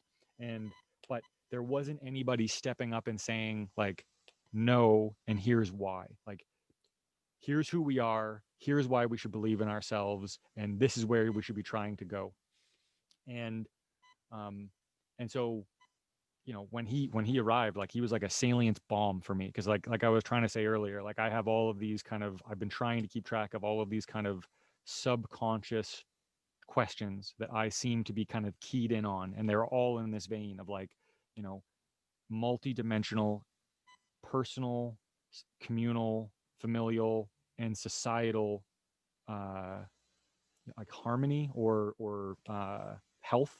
um and and so when Peterson arrives and kind of starts to address, all of these different layers simultaneously, like I say, it was like a salience bomb goes off in my head, and it's like just cascades of ideation, where it's like, oh, that, then that, then that, then that, oh, that, then that, then that, then that. And I suspect that's kind of like an openness thing. Like, he talks sometimes about kind of when an idea hits your head, kind of how far the ripples as it kind of cascades through the matrix of your thought structure. How distantly that trigger will go is kind of a measure of your openness. And so I think you and I are both probably pretty high in openness anyway. But um and so yeah, what our communal telos ought to be, I have kind of keyed in on as like the biggest initial question. That, like, we have all these crises, we have all these issues, and what we are aiming for is super important. And that, this is, again, straight out of Petersonianism, which, like that, pick a star, pick the highest possible star, imagine the greatest possible good that you could possibly imagine, and then posit that as kind of a distant and vague goal, and then focus on the immediate. But the first step is, what is that guiding light? Like, what should we collectively be aiming for?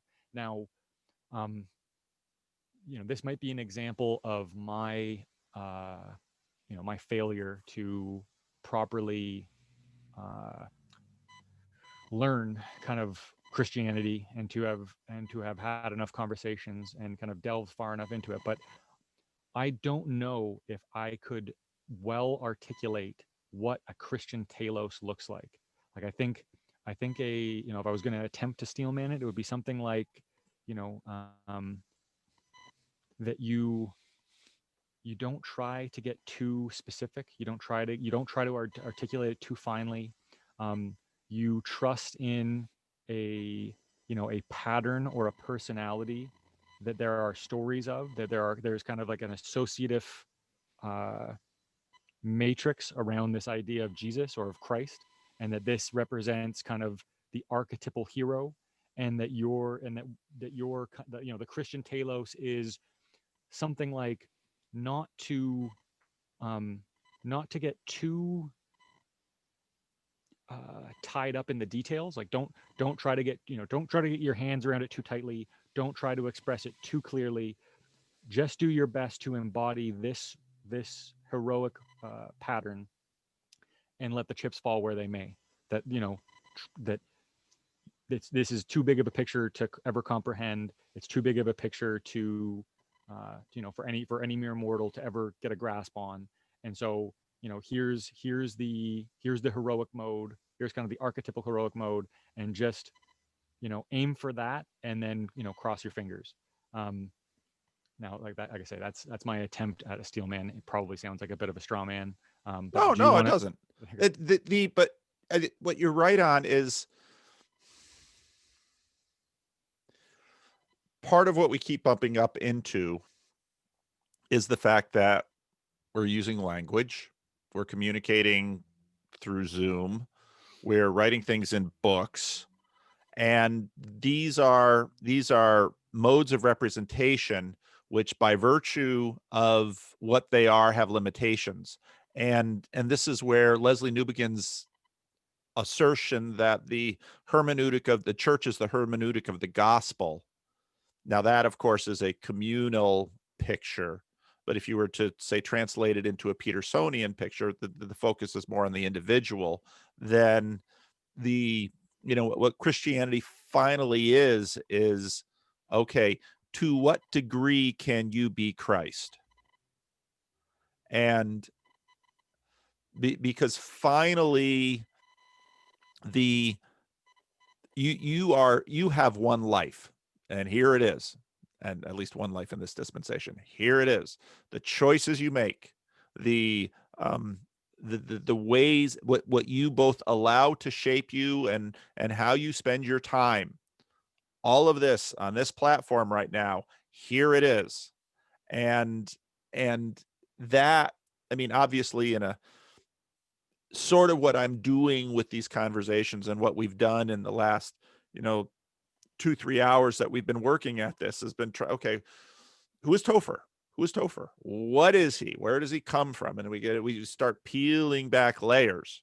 Mhm. But now for the next however many years um you live in this world, whatever language that we put on you or can describe you, all of those are by its nature limitations in terms of they can tell us things about you, but the you that is at every layer, that is both the thought and the physical, and then you peel you back, generation after generation, because you can go in other ways and discover that you and your brothers are this sort of thing, and now your nuclear family, and now you've got a new one with your wife and your daughter, Mhm. and then your neighborhood in Toronto, and your story is particularly for us fairly coherent in that it's not you haven't lived in 12 places in 10 years, and on and on and on and on and on. So Christianity, basically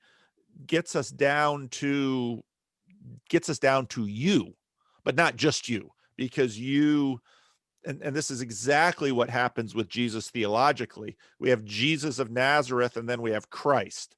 And if you read the Apostle Paul, there's lots of different attempts in the New Testament to articulate, well, what are we really doing here? And so Jesus in Matthew, Mark, and Luke talk about the kingdom of God, and John talks about eternal life, and the Apostle Paul talks about being in Christ. And that's a really weird thing, because we don't say in Jesus, it's in Christ, which is Greek for Messiah, in Messiah. Well, what on earth does that mean? So Christianity attempts to address it at all these different levels, at the communal level, and these things scale up to include everything, and scale all the way down to include you and the yous that are fractally down inside of you.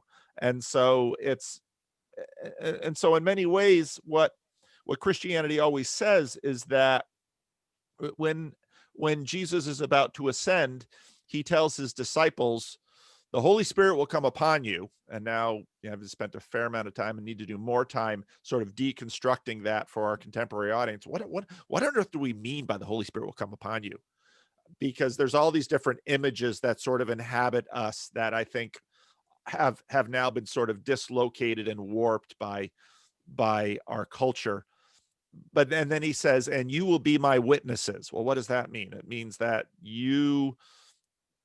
that which is Christ will somehow be seen by you. And of course, the church takes on that language, and it's used all over the place. But to ratchet up the degrees of that are, you know, and that fits into, of course, Jung, Peterson. Now, Christ is the archetypal hero, and you have to, and what you did basically was just you've understood enough of the Peterson stuff, and okay, I need to be Jesus. But if you say it that way, everybody thinks you're a bloody fundamentalist or a Bible thumper or something. But it's that's where it goes. I was thinking I was saying, so I was watching. So this time of year, I usually try and do some Lord of the Rings things. So I was watching the third Hobbit last night. We had a power outage, and everybody went to bed, and I waited to have the power come back on, and then I was watching the crappy movie of the third Hobbit movie, and Bard's children. The village is being overrun by orcs, and Bard's children are looking around, And I remember what Peterson said to his son when he'd take him to a movie that was a little too much for his son: keep your Look at eyes the on the hero. hero. Keep your eyes on the hero. And I watched the children there, the orcs are overrunning the town. Dad, where's my father? Keep your eyes on him. And of course, all of this stuff is built into, if you know the church world, you can find it in all of the different traditions, articulated in all of different ways. And then Peterson comes in and basically says, keep your eye on the archetype, on the archetypal hero. If he says Jesus, of course, people are like, ugh.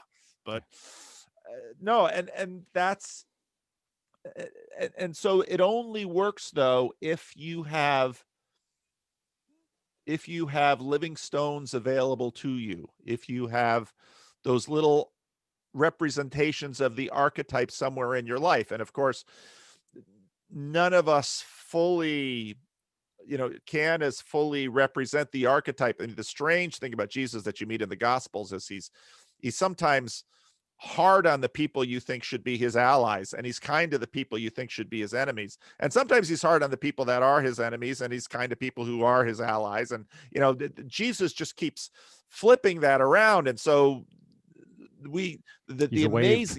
The amazing thing about the Gospels is that they have captured that complexity. And I remember when Job was earlier in his journey, he started reading the Gospels, and he just found that for the first time as an adult, he just found them hilarious and frustrating.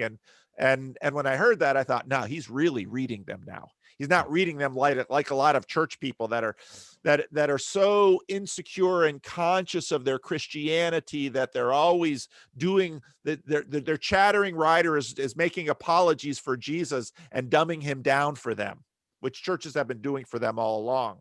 I thought he's really reading it. And to me, that was so hopeful, because he's seeing something now that he needs to see. Because the truth is, if you're a good enough observer of human beings, you will recognize that everybody's this way, and way too complex for my low resolution image of this person to capture. And so then the heart of Christianity has always been the Christian and the witness of the Christian. And when Christians are shitty Christians, which they often are, the religion suffers. But the amazing thing of the religion is that despite the fact that the Christians are all really bad at it, something keeps shining through. And that dynamic, that dynamic almost always involves the stories, and that the stories don't go away, and that they're preserved. And Jonathan Peugeot's conversation with Guy Sengstock, which I thought was a great conversation. At one point, Jonathan says, I think this is exactly right. It's a good thing I grew up sort of a fundamentalist, because what that meant was that I learned the stories when I was a kid. So finally, when I became an adult, it was like, oh, There they are. Yeah. but they're all in his head. Right. And a lot of other Christian traditions, they don't have that. And so that was a piece of the Sargon conversation with Peugeot, that he was talking about how so many atheists are probably put off by kind of a low resolution image of Christianity, and that you should find the steel man. And it was a great moment in that conversation, and it's one that that people on the Discord have kind of repeatedly pointed me to, is that, like, make sure that you're sorry, she's eating this funnel again. Make sure that you're kind of finding the steel man. Make sure that you're finding the best version of this kind of, and then you find it, to your dislike. If you don't like it, that's fine. But don't be put off by a cheap version of it. Kind of find the real McCoy. And kind of to your point about kind of the multi-layered and multi-dimensional nature of it, right? That it's like it's simultaneously happening at all these different layers, like you across time, you in different contexts, your family, the community, etc. Like that. This is the the multi-dimensional kind of harmonious nature of these things, and that's one of the reasons why I think that a living being, or a living organism, is the best metaphor, because living organisms are unbelievably complicated. Like, here's a super 3D printer. Go create a living organism. Go create a thing that can perpetuate. No, it's impossible. You're never going to do it. Like, we are more miraculous than we could ever imagine. and then these religions that have co-evolved with us are similarly like just stupendously complicated, and which is one of the reasons why, you know, when you see a project like the Ritnar, the religion that's not a religion, it's like, I don't know, guys. Like, I think you're underestimating the resolution of the thing that you're trying to mimic. That it's functionally operating at way too many levels of analysis for you to have a hope of kind of synthesizing one. Um, well, counterpoint to that would be that to some degree, I think that the social justice thing is an example of kind of a semi-synthetic version where you can kind of take it's like a graft or something where you take a little, you know, a little piece of the tree and plant it in your own soil and then kind of grow it up adjacent, and then it has elements of the former organism in it, but it also has kind of gone this kind of very different direction, and but then and then the fact that it is synthetic kind of in my opinion winds up manifesting itself as kind of dysfunction and deconstruction. That it doesn't it winds up not manifesting as, you know, either individual or communal harmony or growth. It winds up manifesting it as, you know, destruction and anger and, you know, etc., which is an example of, you know, a a pseudo religious life form, um, that is you know like has been built by I guess hastily, like built hastily in kind of almost like a lab as opposed to being, you know, naturally grown. Anyway, but a like one way of seeing what Peterson is kind of up to, you know, like one would be to say that he's kind of pointing to a shadow, that like that what he's pointing to is actually a far less robust and a far less full version. Another way to think about it is that he is an example of kind of what we need next, which is kind of a further articulation, which is to say, like, you know, what are these beautifully functional ideas? Like, what is the baby that is in that bathwater? And how can we understand that better than we ever have, so that as we face all of these uh, all of these challenges that we're facing, that we have the best articulated version of this at hand, like that it you know and so rather than seeing yourself as kind of an inventor of something new, more a kind of uh like you're trying to bring a magnifying glass to bear or something like that. You're trying to taking a brush to the fossils that are still in the ground, and you're kind of just brushing off the next layer of dirt so as to uncover the next layer of this idea that has functionally and harmoniously kind of organized societies over the course of thousands of years, but that but that there are also examples of insufficiency of, right? Like whether it's the fall of Constantinople, whether it's World War One, like the fact that we did kind of go through the Nietzschean death of God, right? That like that um this is one of the things that my kind of peculiar salience thing has been tuned to, is like if a return happened, what might the hazards then be, right? That if we could wave a magic wand and we're all, we all get back inside the Christian frame, we all get back inside the Christian box, is that going to be good enough, right? And yeah, anyway, so We don't that's even have any idea what that means. And this is yeah, something I say to my own people, in terms of people who are self-consciously within a certain box, because I think the greater truth, I think the truth is that we are already within that box. And but we're not exactly sure what that means or what the box consists of and how that looks, because people in the Islamic world and people in Asia look at us and say, "Oh yeah, these are Christian nations." sure. It's just obvious to everyone, except to us, of course, because we're swimming in it. But and then what we see is, and this has sort of been the genius of Protestantism, which because and the honesty of Protestantism, which is because the institutional fragmentation just doesn't let us allow, just doesn't let us deny the diversity of structures, but it becomes this massive, it becomes this massive laboratory of trying on all these tiny little different micro things and allowing them to scale up, at least in some small ways, and they sort of rise and fall and rise and fall, whereas this, this institutional monolith that is the Roman Catholic Church, which is an astounding accomplishment, sort of manages to continue to go exist, and the Orthodox are sort of smaller ones, but also tied to nation states. And we haven't even started to really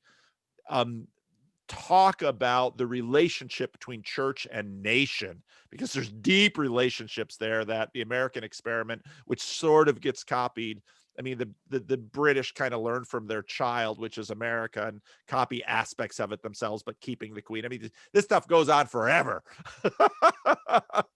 But and because we, when we tease it out and try to articulate it, I mean, we don't have enough time in our lives to actually even engage in this enterprise. So instead, we actually live it, and we actually choose. And again, this is another one of the big contributions of Peterson, that in every single one of our choices, all of this stuff is built in. It's an incredible compression. I mean, human action is the most astounding compression algorithm we can imagine. Yes. And of course, Vervaekean relevance realization gets exactly right at that. It's a compression algorithm, everything, and we don't even know that we're doing it. The little conscious self of us is blithely aware of, why did I choose this? Ask Carl Lentz, why did you sleep with that woman? He doesn't know. Why are you attracted to her? And you're barely, you barely have conscious control over it. That's right. What is, it's the key, what's the key to your relevance realization? Most of you and most of all of us, that's it's automatic, or not even automatic, but your ability to consciously shift it is limited. Yep. Yeah, exactly. That Donald Trump does what Donald Trump does. He just does. If you talk to Chris Christie, who's often on TV talking about Chris Christie, people are just going on about Trump, and Chris Christie's like, come on, don't you know this by now? The guy does what he does. It's, blah, blah, blah, blah, blah, blah. Are there layers? Of course there are layers, but he does what he does. And we just want to be in denial about ourselves at that level. But yet at the same time, we are creatures who, over time, whether we're spending years on World of Warcraft, or years in church, or years in all of these other things, we are constructing.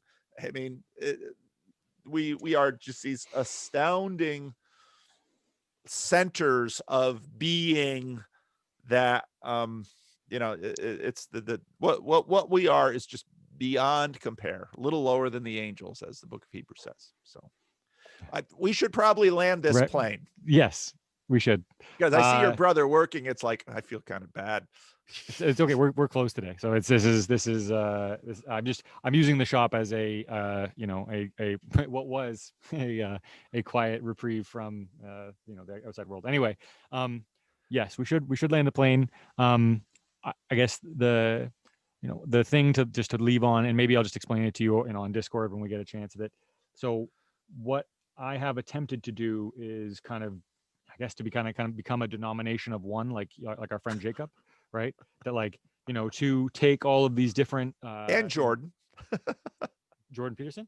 Oh yeah, he founded his own church. Exactly, he's a denomination of one. Yeah, so I've done a similar thing. I've kind of come up with, I am now a denomination of one, and yeah, it's just it's incredibly crazy, kind of how multi-layered it all is. But I kind of have found something that does seem to work for me, does seem to, you know what I mean? Like it when I insert it into that key at the top of your own relevance realization, it seems to work quite well. Like that I'll briefly just say that what it has me mostly doing is kind of orienting my life kind of through my daughter, essentially, that my my primary kind of, yeah, my primary focus. Like, I mean that like as almost like a meditation, that like when you're doing some sort of meditation and you're kind of using some sort of thing to kind of focus your, your energies through, your vision through that, and then it doesn't stop there, but the way that it all kind of orients and then passes through and then out from is, an orientation towards my child, towards my baby, towards my, towards my little girl.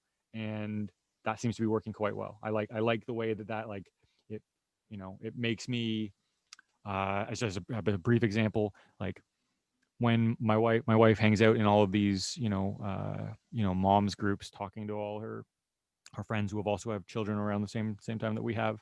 And apparently, like, the consensus is that I am, kind of by far, far and away, kind of the most engaged, the most present, like that I compared to all of the other fathers, am the most kind of bought in on taking fatherhood as the, the most important thing in my life. And I like that. Like, I'm happy with that. I'm happy to, you know what I mean, to have that be the way that my whole salience is kind of oriented, is through there and then farther into the future. But like you say, we gotta wrap up here. Paul, thank you so much for the couple chances to Oh, we'll say what do I've had to more. say. You're too good for me to leave you alone. Okay, well, My question is, what yep. are we going to do with this now? I mean, we've still got talk number one. When am I going to put that out? Because, or should that come out second? And this is a big teaser. What do you want to do? Um, I've now that we have this one to at least partially kind of explain and make up for, some of the, uh, we were using the metaphor of a broken speaker. What so the I don't know, the rips in the first one. Now that we've patched some of the rips in the first one, I'm okay with it going out there. So I'll just leave it in your hand. Like, what, if you want to Okay. release, one then the other, put them together, like whatever you want to do. Obviously it's a huge amount of content for your channel to make their way through. So, but My uh, channel seems to be able to absorb a lot of content. certainly does. Well, this has been fun. This has been a privilege, and this is, again, I sort of started this channel because I wanted conversation partners, and I have received far more than I could have ever imagined. So and Topher, this has been terrific, and I know lots of other people are going to be out there, going to be jealous. It's like, oh, Vanderclay gave Topher blah blah blah, and it's like, yeah, okay, Vanderclay can do whatever the hell he wants with his channel, so blame me. But thank you, Topher, and this indeed has been a treat. Thank you, Paul. All right, take care. Bye bye.